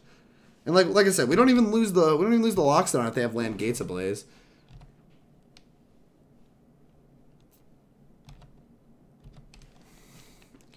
Alright, show me Gates Ablaze. I need it. I need it in my life. It also can't be like Plaza of Harmony or Hinterland Harbor or any of the nonsense. As I was saying, can't be any of the nonsense they put in their deck that isn't a gate. Why is this in their deck? This should be a breeding pool. What? You put the wrong green-blue land in your deck, opponent. Did you know that? Lava Coil. Alright, that's fine. Yeah, you're going to take... let's see. If I did the math right, you're going to take about 1 million. Next turn. Alright, well, that's this turn. Boop. Do I want to grab a land? I kind of want to grab a land so I can Tristani next turn. Whatever, it's Baffling End. It's Baffling End attack, and I'll let you guys decide if I'm supposed to flower. I'm pretty sure I am. Because, like, that sets up for a lethal. Although we have lethal anyway. I don't know, I'm just going to do it. Spew! When in doubt, spew more. We can cast our March for exactly 1. Standard on Moto? What is this? No kidding. I didn't want to buy this deck on Arena, and I'm really glad I didn't. It would have used a lot of my rare cards for a deck that, like, I'm not very... hey, we want a match! We're owning! Enlightened Master's so smart and thin. Look at that. Maybe we can not 1-4. I'm glad we didn't 0-5. I've never 0-5'd on stream. I really don't want to 0-5. So let's not break that today. But man, look at these. Look at these bodyings. Look at all this bodying. Just not a good follow up if they Wrath. Yeah, that's your Enlightened Master. Which is probably the only way they get out, right? Like, as they draw a gate into a Wrath or whatever. Or like some better Wrath. Also, gate into a Blaze still leaves Tristani lethal. Let me get your Phoenix deck. I'm gonna stream it tonight. Is that the deck you showed me? Messy. Woo! We got there. We're owning. Oh no. Standard's so hard, guys. Once people like figure Standard out, like people just play more Standard than I do, so they just get the patterns down much better than me. Whereas like I'm still flattering around like, is this card even good?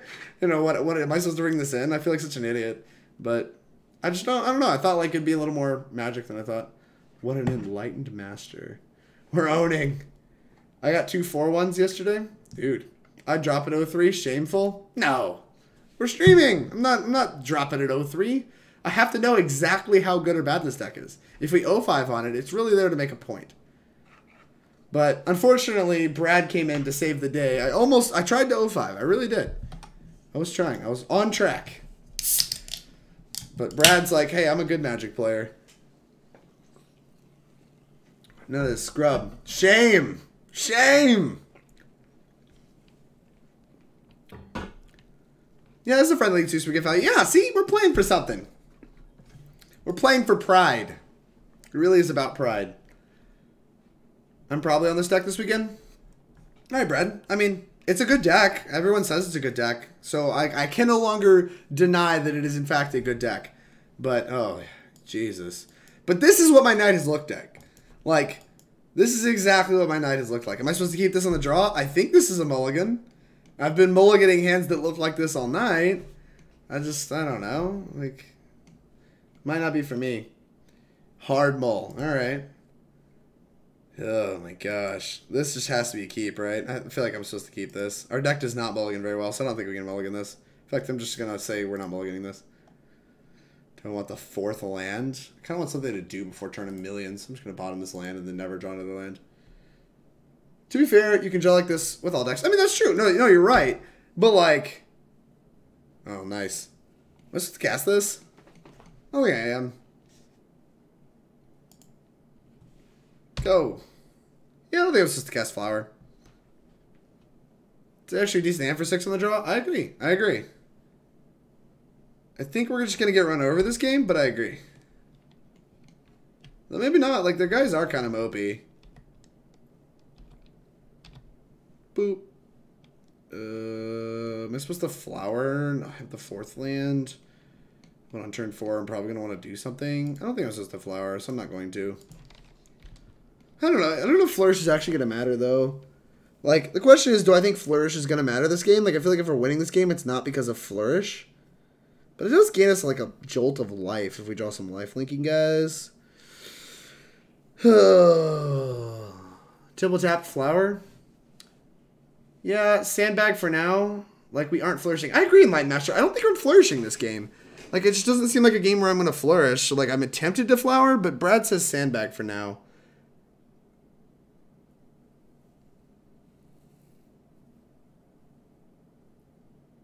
I would have played it. Yeah, I think I'm going to play it now. I don't think I'm casting Flourish, so I'm just going to cast it now. Boop. Go. And if we draw live plays, we want to play them. Yeah, that's true. Our deck's very mana hungry. I would have turn 1'd it. I mean, if you're turn 1'ing it, then you want to turn 2 it, I think. I kind of dislike turn 1'ing it, but after drawing the way we did, like, drawing a land ironically kind of made me want to play it anyway.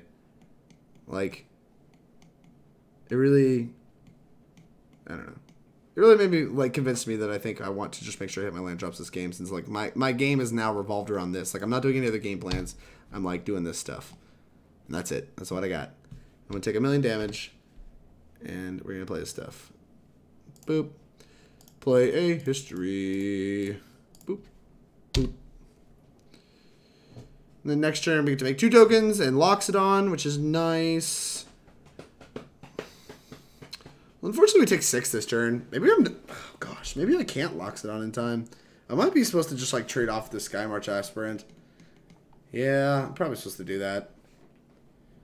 Well, you could draw a Temple that would have been on the board presence, like Tithe Emmara.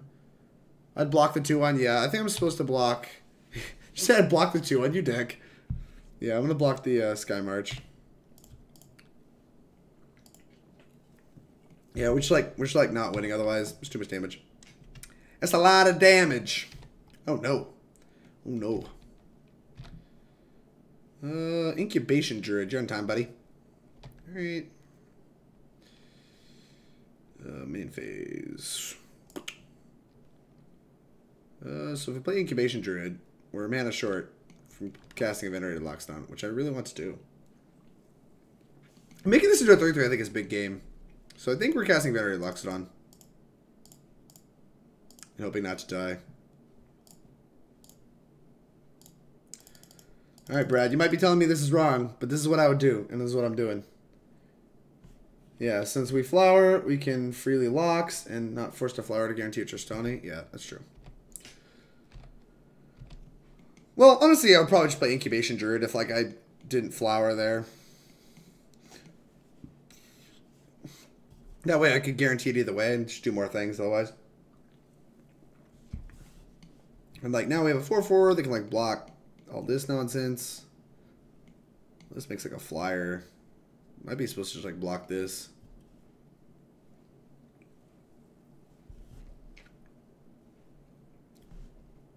No, this is great. All right, I'm owning.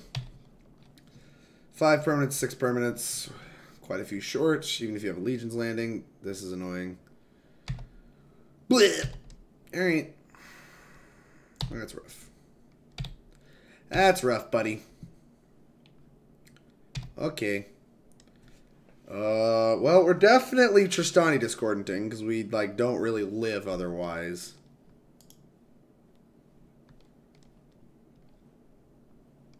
Yeah, I don't think we can play. I don't think we can tap all. We definitely can't tap all our dudes. I think we might be able to tap some of our dudes. Definitely doing this. This is just happening. I guess we'd have to tap all our dudes, so we just can't cast it this turn. But now we actually have some pretty reasonable blocks. Like it to attack for 6. It's kind of nice. Boop. Boop. Yeah, take that. Take 6, clown. Put you at 12. What's it like being at 12? At 12 person? Alright, this deck's for 4. So, like, we line up this with this. This on any one of these. Maybe we're supposed to line up this on this. So we just like, gain life. They pay life, and then we, like, backswing them. So, like, make sure they don't really have any good attacks or blocks. 1, 2, 3, 4, 5, 6, 7. 3 permanents needed. So they have to have Legion's Landing and another 1-drop. Don't have another Loxodon, please.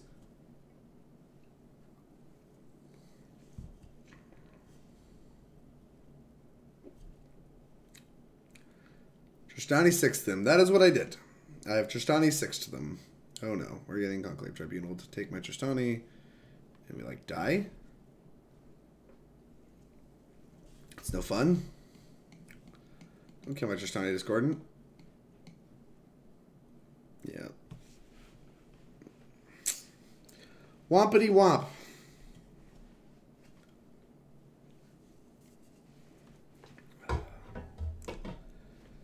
Bone it, please. Why are you having so much trouble? Could be another Loxodon. If it's another Loxodon, I don't really know. I guess we have to just like try to kill them. You know what's funny is I'm really regretting saying that this wasn't a Flourish game, because now like it really feels like this is a Flourish game where like I really wish I was flourishing. The way the game was playing out, it didn't feel like I would want Flourish, but like they're throwing down with us on like building up board presence. Vomit. I mean, yeah, there's nothing I can really do about it. I'm a genius. Yeah, no kidding. It's just like, I don't know, the way the game was playing out, it didn't really feel like it was. And now I'm proven wrong.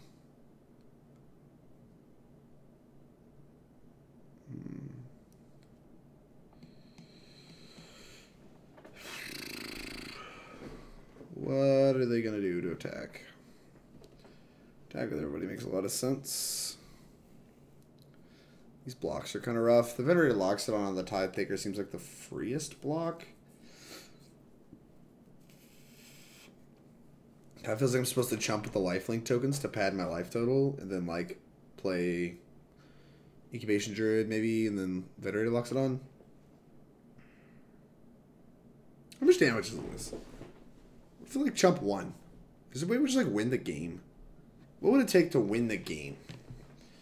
So if we top deck Flourish, and we just chump one thing, go to, we'll just chump the biggest, just 4.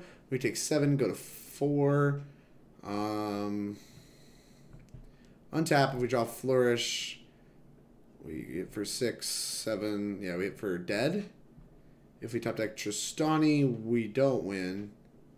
And that's probably going to be the swing vote. I mean, well, this is a free block no matter what, right? So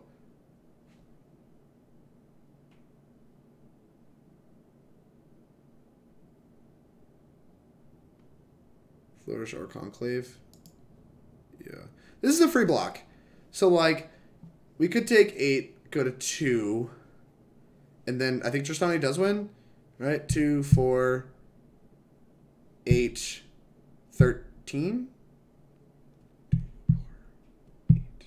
Yeah, so then Tristani does win, or Conclave Tribunal. But if we do this, and we go to 2, then we could just, and we miss, are we just dead?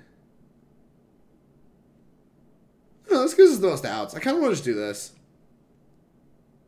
Oh no, this gives them a blocker. We don't just win. That's frustrating.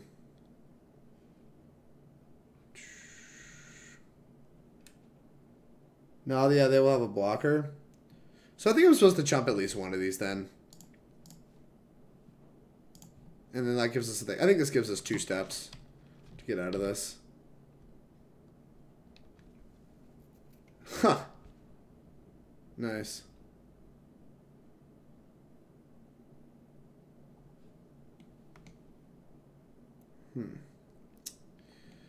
Well, now I feel like a forehead. Should have jumped, right? So how do we win this game? If we just cast it, they get to chump, and we die. So, I think I want to Play this.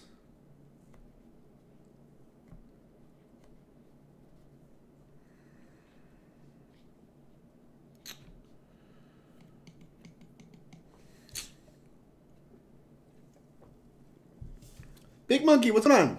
Please post more modern humans on your YouTube, Mr. Drake. Big Monkey, I will as much as possible. As long as humans is playable, I'll be playing it. But right now, Phoenix is kind of the only thing to be doing, I think, unfortunately. It's kind of frustrating. I mean, I kind of like Phoenix, so I guess I don't really mind that much. But I really miss humans being, like, really, really good. It's, like, fine, but not insane. And, like, I think if you want to win in Modern, you should be playing Faithless Looting. Druid plus Lox tapping token. Which token? This one? I mean, I think we have to Druid. I think this has to happen.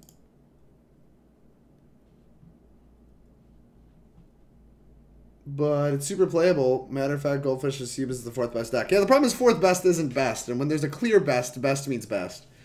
Hope that's stuck. I mean, like, the thing is, I'm just, like, not probably going to play humans at a competitive tournament in the future for as long as Phoenix is legal. Or as long as, like, you know, or at least until, like, the Phoenix problem is solved. It could be solved by Modern Horizons. It could be solved by War of the Spark or whatever. But, like, it's just, like, after playing humans multiple times after, you know, Phoenix became a deck, it's just been, like, the deck is good, but it is definitely a stretch from Phoenix's power level. Attack for 7. Hey, Big Monkey 369. Thank you much for the follow. I appreciate it. I know. I trust me, I'm sad too. I won a lot with the deck, and I really like it. Attack for 7, though, I think. But do the math. Make sure you don't die. I mean, this night attack is free. Is the Loxodon attack free? I don't know.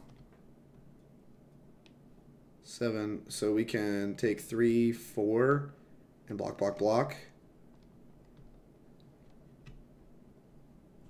I think cast Loxy and tap just the Druid.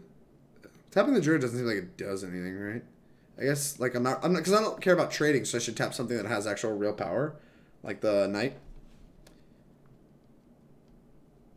I think I'm gonna go to combat and attack like this. Alright, now if we do the math, 1, 2, 3, 4, 5, 6, 7, 8. They have to put 2 permanents into play. If they do, are we dead? We can produce 3 blockers, and we go block, block, block. I'm sorry. Block, block, block. Take 4. Yeah, this makes a lot of sense. This attack makes sense, I think. Math! Combat math! They took it all. You're owning. Alright, cast this. We'll tap. Maybe we are supposed to tap Druid. I don't know. I like being able to pump Druid. Alright, we're going to tap just the Druid. Because I think, thinking about it now, it just doesn't matter. Like, the fact they took that definitely means this, like, just doesn't matter. Maybe Knight? No. I think you're right. I think you're right. Oh, that puts 2 permanents into play, which turns this thing on. Alright. Well, let's see if they slam. They have no vigilance creatures. And I'm not dead.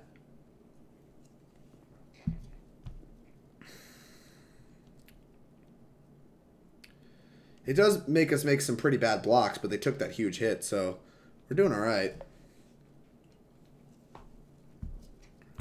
I actually think you might have been right, because if we have to chump, then the Druid is something we want to chump with, right?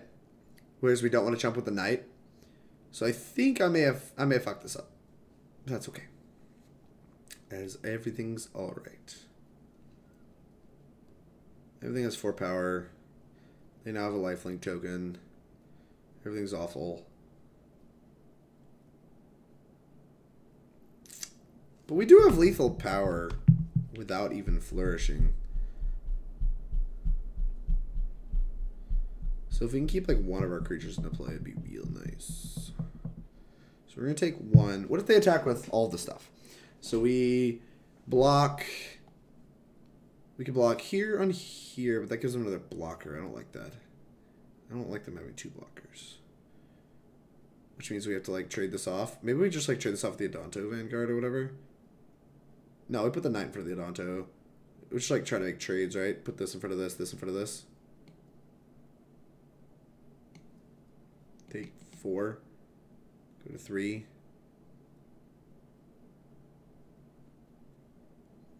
This is tough. This is a tough spot.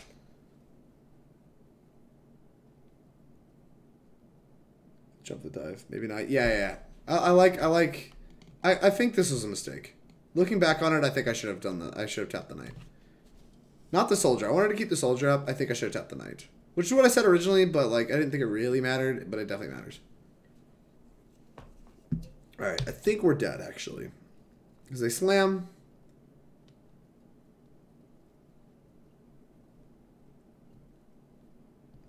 They slam. Maybe they don't slam. I don't know. I don't know why we're not slamming. Yeah, there's the slam. There's the slam. And we're at a virtual 8 when blocking.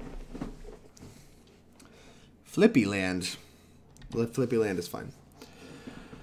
Alright, never mind. We're at a virtual 7 because we can't block this stupid spirit. So we ignore the spirit. We're at a virtual 7 assuming we're blocking with this soldier. So we have to block all 4 power stuff. Okay. Yeah, I have nothing I want to do. Let's put this here. This. Doesn't really matter. Here, so I feel better about my trading up on mana. And this here. Take 4. There's no better way to do this because we can't take 4 more. Alright, yep. We're at a 40 or 5. Conclave Tribunal, I think, is our out. Oh, wow. That's not a bad one. That is not a bad one at all. That is not even a little bit of a bad one. Oh, wow. So we can't pump and slam, so we're just going to... What do we just attack with Venerated Loxodon? Just make them chump. Is that even good? Big game. Just pass. Alright. I think we can attack with this and it's pretty free because they just like jump. But whatever, we're just going to pass. We're just going to pass. Yeah, no kidding. The extra mana from the counter Druid ended up being insane. Ended up being incredibly relevant. I mean, I don't know if it's that relevant. We're probably winning with this card no matter what, but like, yeah, now it just matters a ton. Well, if we draw the ball sacks, we're probably going to body some people. What you got? Benless Marshal? This looks like Benless Marshal. Yep. Okay. Heh, they think that's going to save them. Look how wrong you are, opponent. Look how wrong. You're like 5-hole wrong. Wrong. I actually don't even know if we win with this March. I'm just going to cast it. I'm going to cast this, and then I'm going to cast this one. And I'm going to hope that's going to win the game. I'm back. Are we owning it? Yeah, we're about to own. You see this card? This card is a combination with the back half of this card because this card makes X creatures that are very small.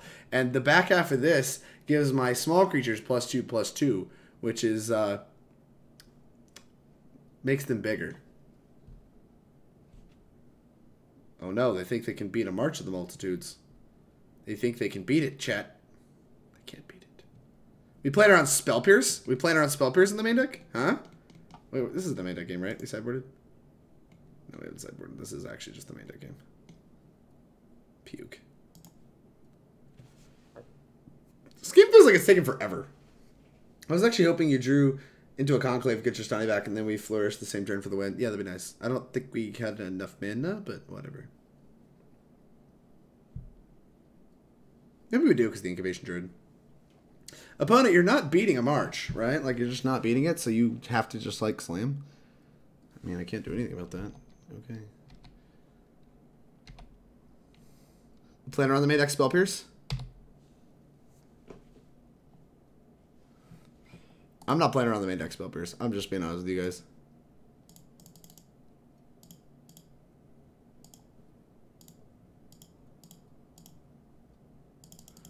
Spell pierce me! They didn't spell pierce me. Alright. See, remember I was talking about the combinations this deck plays? This is one of them. This is a combination. Attack with all. There you go. Hopefully you die to this. I don't think you can block 8 creatures. We did it! We owned! You're just in time, Zach, to see us own. Alright. Mono, white, / Azorius aggro. This is on the sideboard guide. So here's what Mr. Zach qualified for Mythical Invitational did. Cutting this, cutting this, cutting this, cutting this. Cutting a Tithe Taker. This looks like there's some mathematics was done here. Bring this card in. Bring this card in. Feels weird to not, like, want to switch around our Planeswalkers. I kind of want to, like, not have this Planeswalker. Like I said, a lot of it, I told you at the beginning of this video, I don't have a higher respect for this Planeswalker, so, like, I'm basically at every opportunity going to want to exchange it for basically any other Planeswalker. Yeah, I mean, this is, I guess, the one creature that's small isn't really worth a card in this matchup, which I can buy.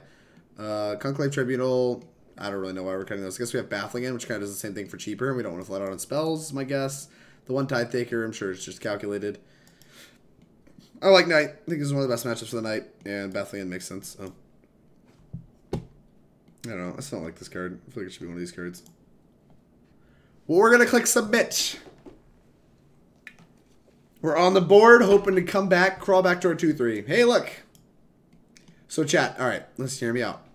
If we draw 2 lands in a row, right? No, we only draw 1. We can draw 1 land, and we have Flower. All right. When we mulligan, if the 1 card here in this far right spot is a land, it's the first card we drew, and we shouldn't have mulliganed. All right, let's do it. All right, we made a good mulligan decision. Is this hand a little better? What do we think? This no, this doesn't have a flower. We can't keep this one. Should have kept the other one. All right, we'll keep this.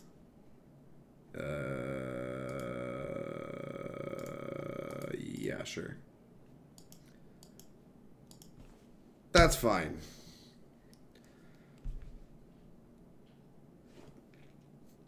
I mean, I'm not casting Flourish. I'm just not doing it.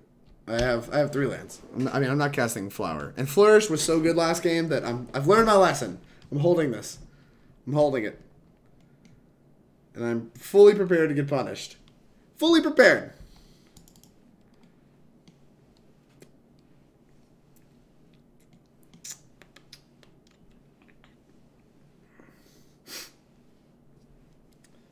Huatli Honor Guard.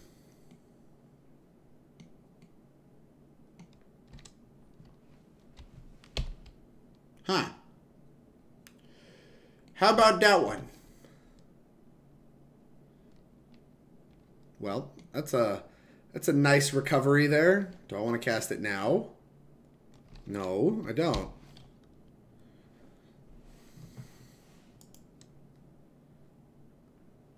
All right. So we have history. This is creatures, right? Yeah. So this turns off their own Loxodons too? I don't know. This one seems... I mean, it's insane against our hand, so, like, maybe it is great, but, like, I don't know. Turning off your own Loxodon seems rough.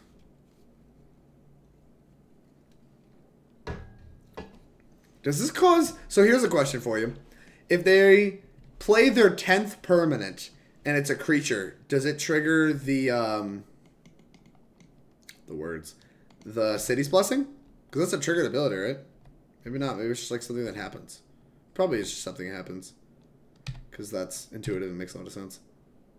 Another Loxodon, huh? Alright, well, here's this thing. Go.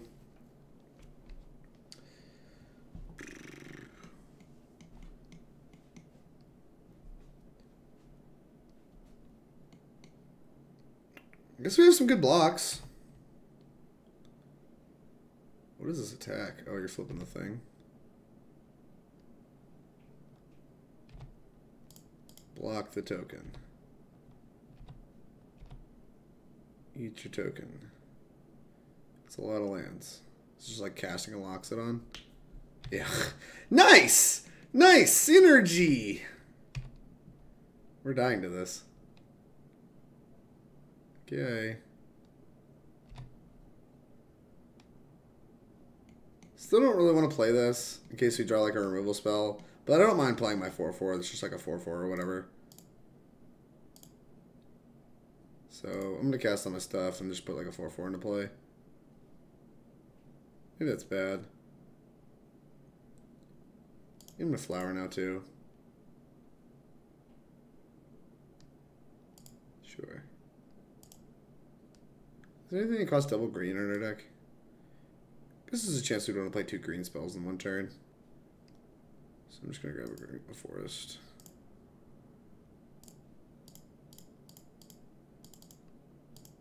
I guess I tapped really stupid, but that's fine. Alright. Now we can we have like a good blocker for a lot of what they have going on. Like we'll take some damage, but like they can't attack with this anymore.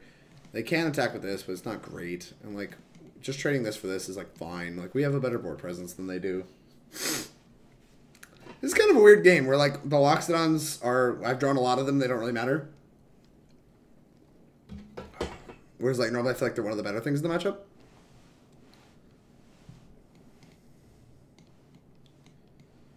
Huatli Honor Guard, huh?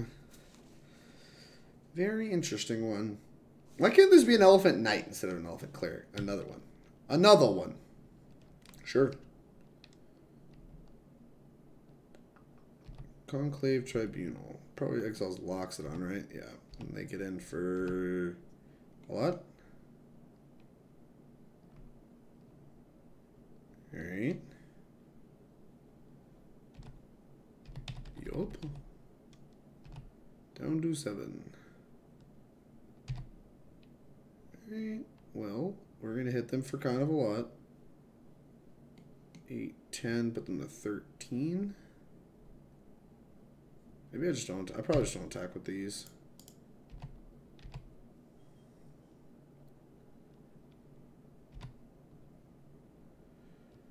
Play Loxodon.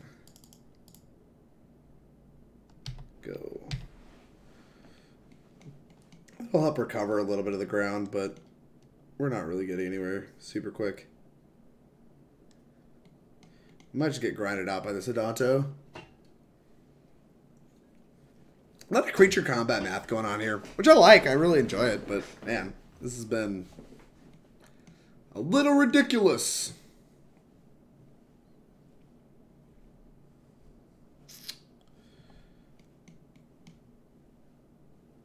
Sky March Aspirant, that's pretty good. There's my city's blessing question. Flyers do seem to break open this asymmetry. March of the Multitudes.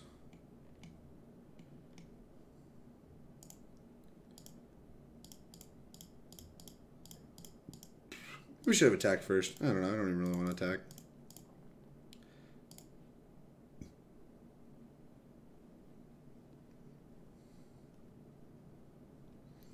Play a Venerated Loxodon here too. Does that kill me? 2. I don't think so. I'm just gonna do it. Is that worth doing? Yeah, I think it is. Puts like keeps like a reasonable blocker into play, so it makes that play pretty free. Could be wrong, but I don't think it is.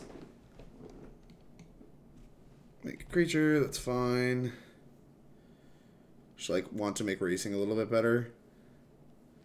So like we block here on here, here on like here, and like take a pretty irrelevant amount of damage. Oh jeez. I don't know if that kills me, I haven't done the math. 1, 4, 5, 6, 7. I think it does. Oh no, I died. Punt. We're winning? What does that do? Brings us back or whatever? Gives me a 3/3? I don't really know. I don't really know. Do not know. I'm going to run it back.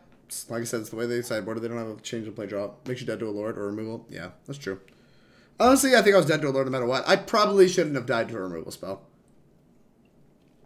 Because, like, I'm drawing to, like, flourish after locking the board state up. Like, we don't have a ton of turns. We had to draw it in, like, the first couple because they have an Adanto, but we were drawing live to a flourish, I think, to win that game. Or Tristani, like, land Tristani. Like, lets me compete. Because, like, the anthems are clearly very important. Hopefully they'll leave Huatli Honor Guard in their deck. I don't think it's terribly good, and I think that I kind of want it to be in their deck, because if we just have like a draw where we don't have multiple Venerated Loxodons or whatever, we're just in pretty good shape. Would you like to play first? I would love to. Oh no. No white. We have a lot of white lands. Is this a keep, chat? What do you guys think? Huatli pretty decent. It doesn't seem very good, I won't lie. Well, I mean, not in this matchup. It's obviously a very good card, but like I don't think it's terribly good in this matchup. Stops Loxy, Tristani, and Knight. Right, but they have Loxy themselves. It's like one of the better cards in the matchup, too.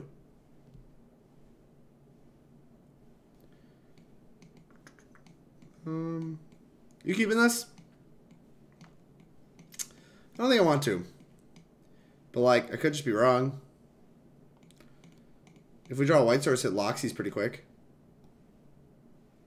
Expect Juju's. Question is it better than average 6? Based on how we've drawn the day, I don't know. Looks okay, Dovesar? I mean, it definitely looks medium. I could buy the medium. It's a little necessary evil, and no, I wouldn't keep. Enlightened Master wouldn't keep. Alright, well, he's enlightened, but it's not terrible. If it had Flower, yes. Yeah, no, I mean, if it had Flower, it's a snap keep. Where's Brad? Brad's dead. Is Brad even in the chat still? Where you at, Bradley? I need your guidance one last time before we finish up on green-white tokens.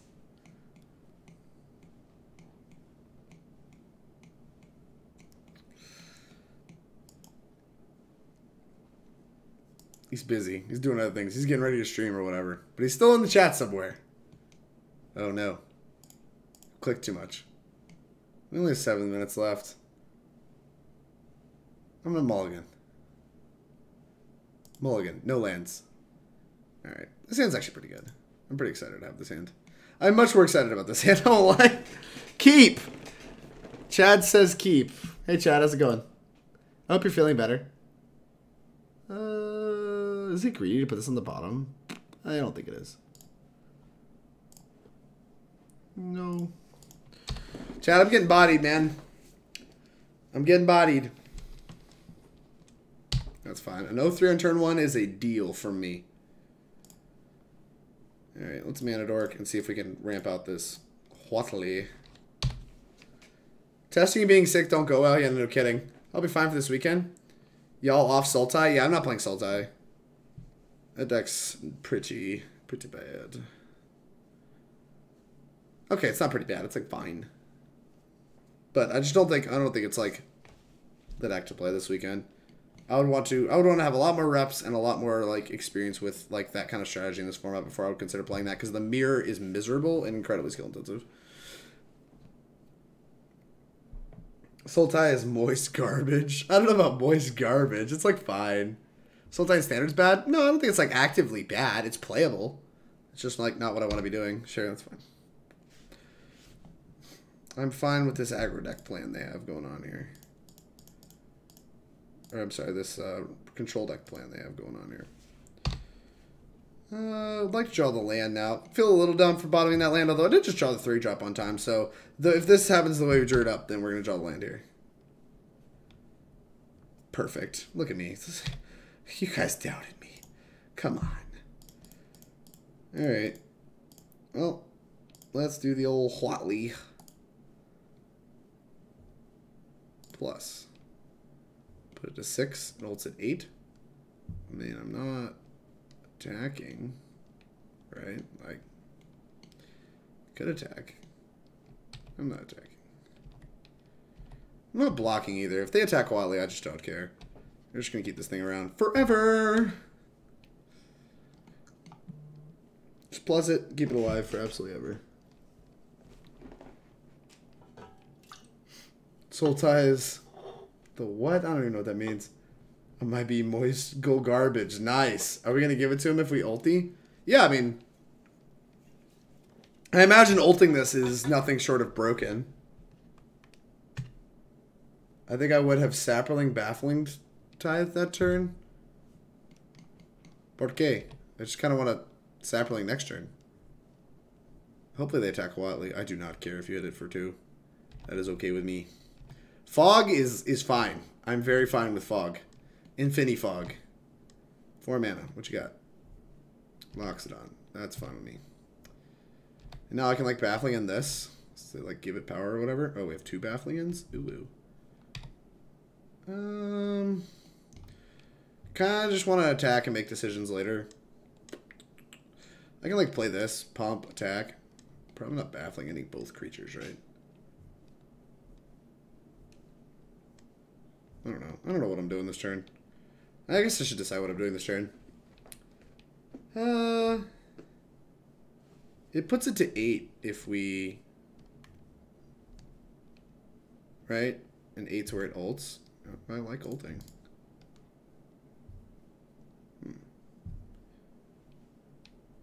So you've actually... Saproling plus then attack. Yeah, I think that's what we're doing.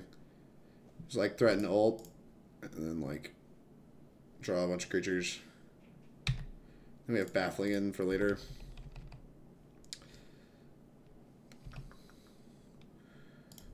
White.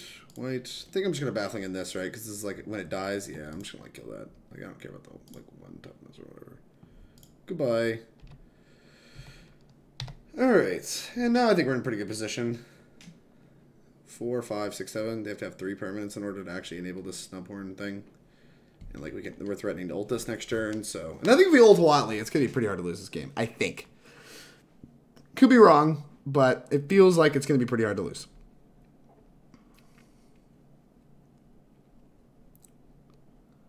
Oh no.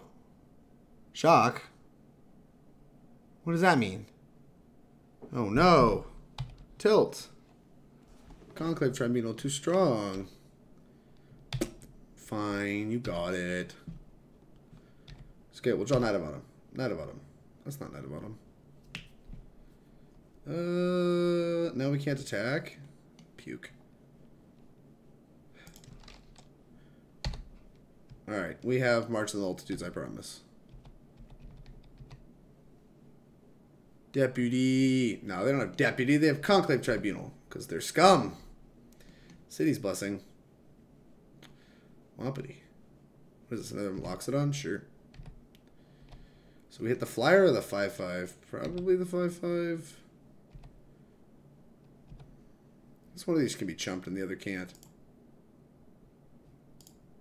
Definitely Baffling Ending. I just don't know what. Are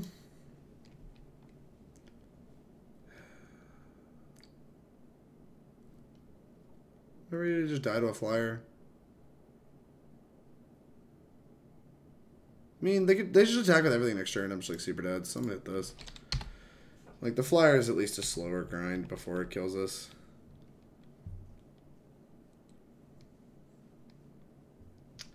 Well, there's our lands. They're just gonna grind me out like this. Seems rough. Yeah, man, I'm not gonna walk because I can't. Venerated Loxodon. Alright.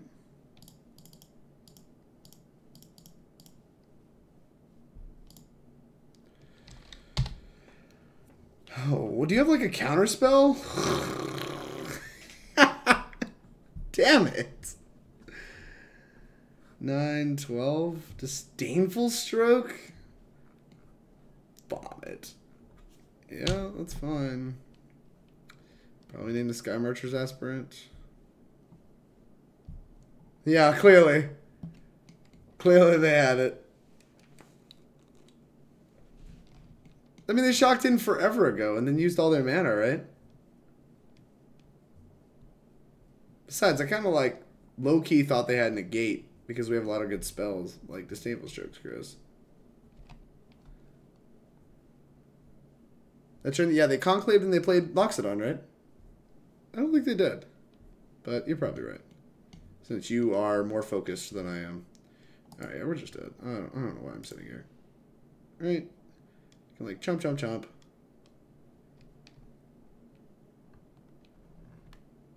Well, I don't think they had to negate that Baffling End, right? Like, if they had to negate it, I'm not even sure they negate there. They're still egregiously head on board.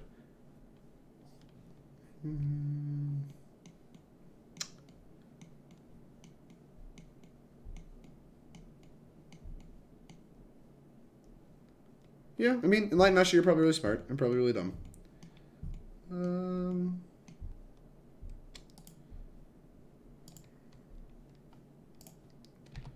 We'll just jump and see what happens. I guess technically we have some like powerful cards in our deck, so.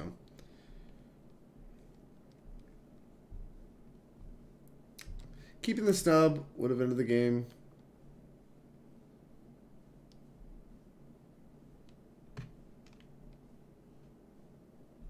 Keeping the snub. Yeah, maybe that's true. I mean, I don't think they wanted it in the game quickly. Like as soon as I decide that like the snub, I guess so. Maybe like if I'm like hitting this, like it doesn't really matter. No matter what, they're either like attacking with other beatdown creatures and racing, or they are just hitting me to death with the flyer, depending on which one I actually hit. I'm willing to throw 3 tokens away. I mean, I kind of have to. Taking 8 just leaves me dead. I could just chomp. Maybe I'll do that.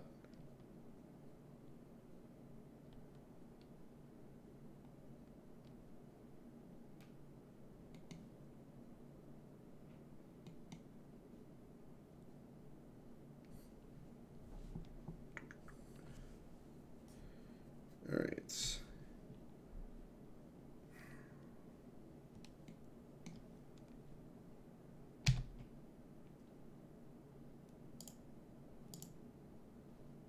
What are my outs if I like...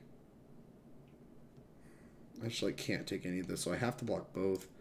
I think it makes more sense to do this. This feels like it makes the most sense. Just like trade for a Loxodon. Oh wait, does this give this one indestructible? If it does, I'll just concede. Which one? Hello? Oh, it's that one. Alright, good game. We both played hard. It has to be like March or Tristani. Oh no, I didn't get to draw my card. I want to draw my card. Draw card. Sunpetal Grove. No, lands ain't it, Chief. Alright, we won forward. The only reason we won is because of Brad. Yeah, I guess I'm probably just really bad. Like, honestly. Like, this deck is showing itself to be a competitor. Where did it go? Oh, yeah, here. Goodbye, managers. Why? That was quick. Managers is on top of it today. Boop. Yeah, anyway, the deck has kind of shown itself to be a competitor. And, like, the guy that wrote an article on it did very well with it consistently. So I'm pretty willing to chalk this one up to pilot error. I kind of went in blind, knowingly blind, just to kind of get a feel for the deck and see how like powerful I thought it was. And either way, a takeaway is that the deck is not so overwhelmingly powerful that even me screwing it up, like tripping over myself, like I can just win anyway. Like that's kind of how Arclight feels. Like even if I screw up a few things in Arclight, like I generally feel like it's powerful enough that I can still win, even though I don't feel as proficient with it as I do with other decks in Modern. Like this deck isn't so overwhelmingly powerful that I can just win with it anyway. Like I clearly got kind of bodied and didn't play super optimally, and that really showed that. I mean, either if I'm going to play this deck, I need to get a lot more reps with it, and I need to get a much better handle on this deck's role in every given matchup. So that probably means I just can't play this in Cincinnati, realistically, because given the time I have left before I actually have to play the tournament, I do not have time to just suddenly learn a deck inside and out. Like I just don't. Like I have a job. I have things I need to do. Like I have to actually go to work and like do work. Imagine that. So rough. So I just don't have time to like play all day and try to figure this deck's like matchups out, ins and outs and all that. So that probably means I can't play this deck, which is unfortunate. I don't think this deck is inherently really bad. Like I said, I don't have a lot of respect for it. So like if it just like rolled over and dies this weekend, it doesn't actually win very many matches. Like for the people that play it, it wouldn't surprise me a ton. But At the same time, enough people are talking about it. Enough people that I respect are like really singing it high praise that I think it's going to be a good choice. And if people are playing it this weekend, I think it's a fine choice. I don't think I can play it because it's not enough in my range that I can just pick it up naturally, and I don't have time to learn it, which kind of sucks. Like, as a takeaway, there's a point in Magic, especially in testing, that I need to realize my own shortcomings, and I think like my shortcomings definitely show that like this is not it, Chief.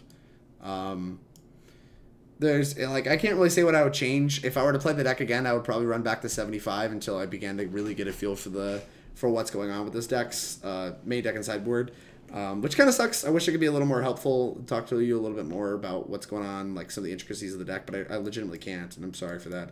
I don't want to sit here and like talk about stuff that I don't know, to be true. And I mean, there is an article out there, like I said, Zach Keen, qualified for the Mythic Invitational with this deck, wrote an article on SCG's premium side talking all about this deck, so you can read that information. I did read the whole article, but that clearly wasn't enough to help me. But hey, maybe it's enough to help you. Maybe it's more within your range. Maybe it makes more sense to you. I don't really know. OMG Drake, what's up, Rudy? Yeah, that's about all I have to say about the deck. I mean, sweet. It's really cool. A lot of mythics from the new set. Just like you get to play a bunch of rares, a bunch of mythics. It's a really sweet deck. Playing a lot of spicy cards, and it's very powerful, but not for me. Don't have time to learn it as well as I'd like. So I think we're gonna have to write this one off.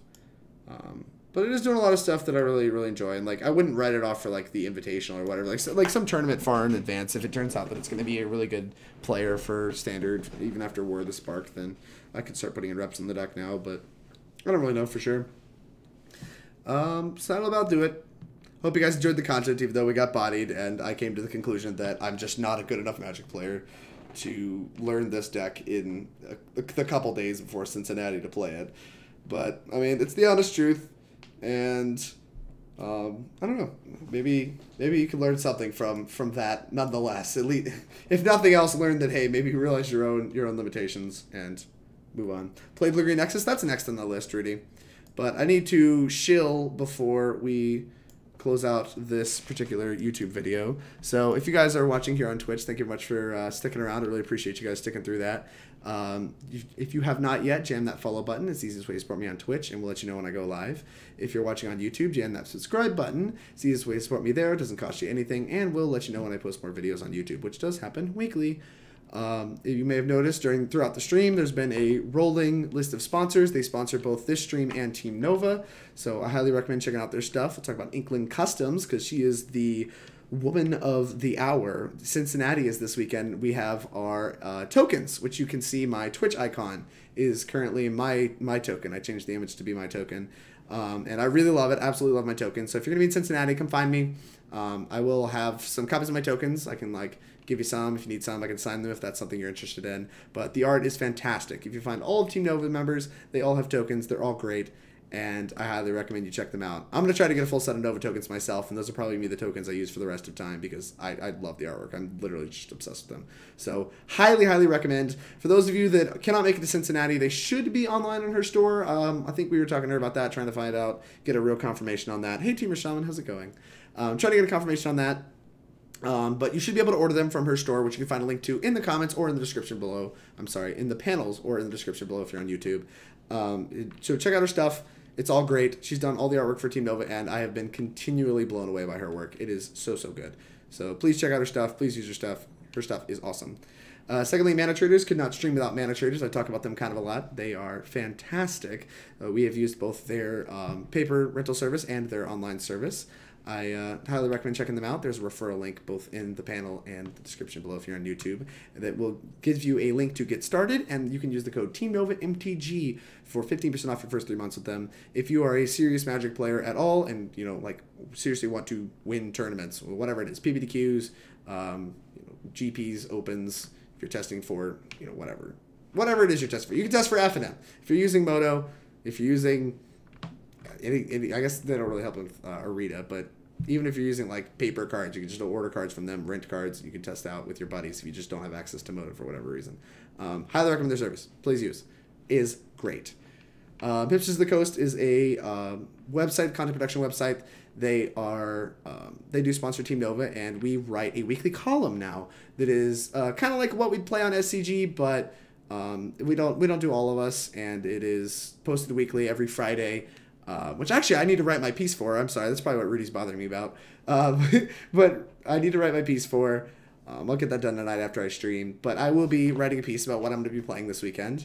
And so a bunch of the other Team Nova members. So check that out. It will be showing up weekly on their website. They also have a bunch of other great content, podcasts, articles, stuff like that. They even have a bunch of sweet merch you can check out. A bunch of stuff going on there. Doesn't cost you anything to go click through a bunch of articles. Highly recommend reads. They're all good. And we'll get you better at Magic. So pretty free to do. Supports us. Supports the team. It's easiest, a very easy thing to do when it doesn't cost you money. It's very, very easy. Last but not least, the End Games is a store in Charlottesville that does sponsor Team Nova. We get cards at a discount. We do sometimes rent cards from them. We have a code now for them. It's Team Nova MTG. I believe it's. I've said this wrong. I think actually every time, but I think it is. It's either 10 or 15%. You get 10 or 15% off cards. You can order online. There's a link in the description below or in the panels. You can go buy some Magic cards with them. Use the code to get percentages off. And everybody likes getting Magic cards for cheaper. Magic players are all about value, and it's a good way to get value while supporting Team Nova. Thank you very much for sticking around. I really appreciate it, and I'll catch you next time.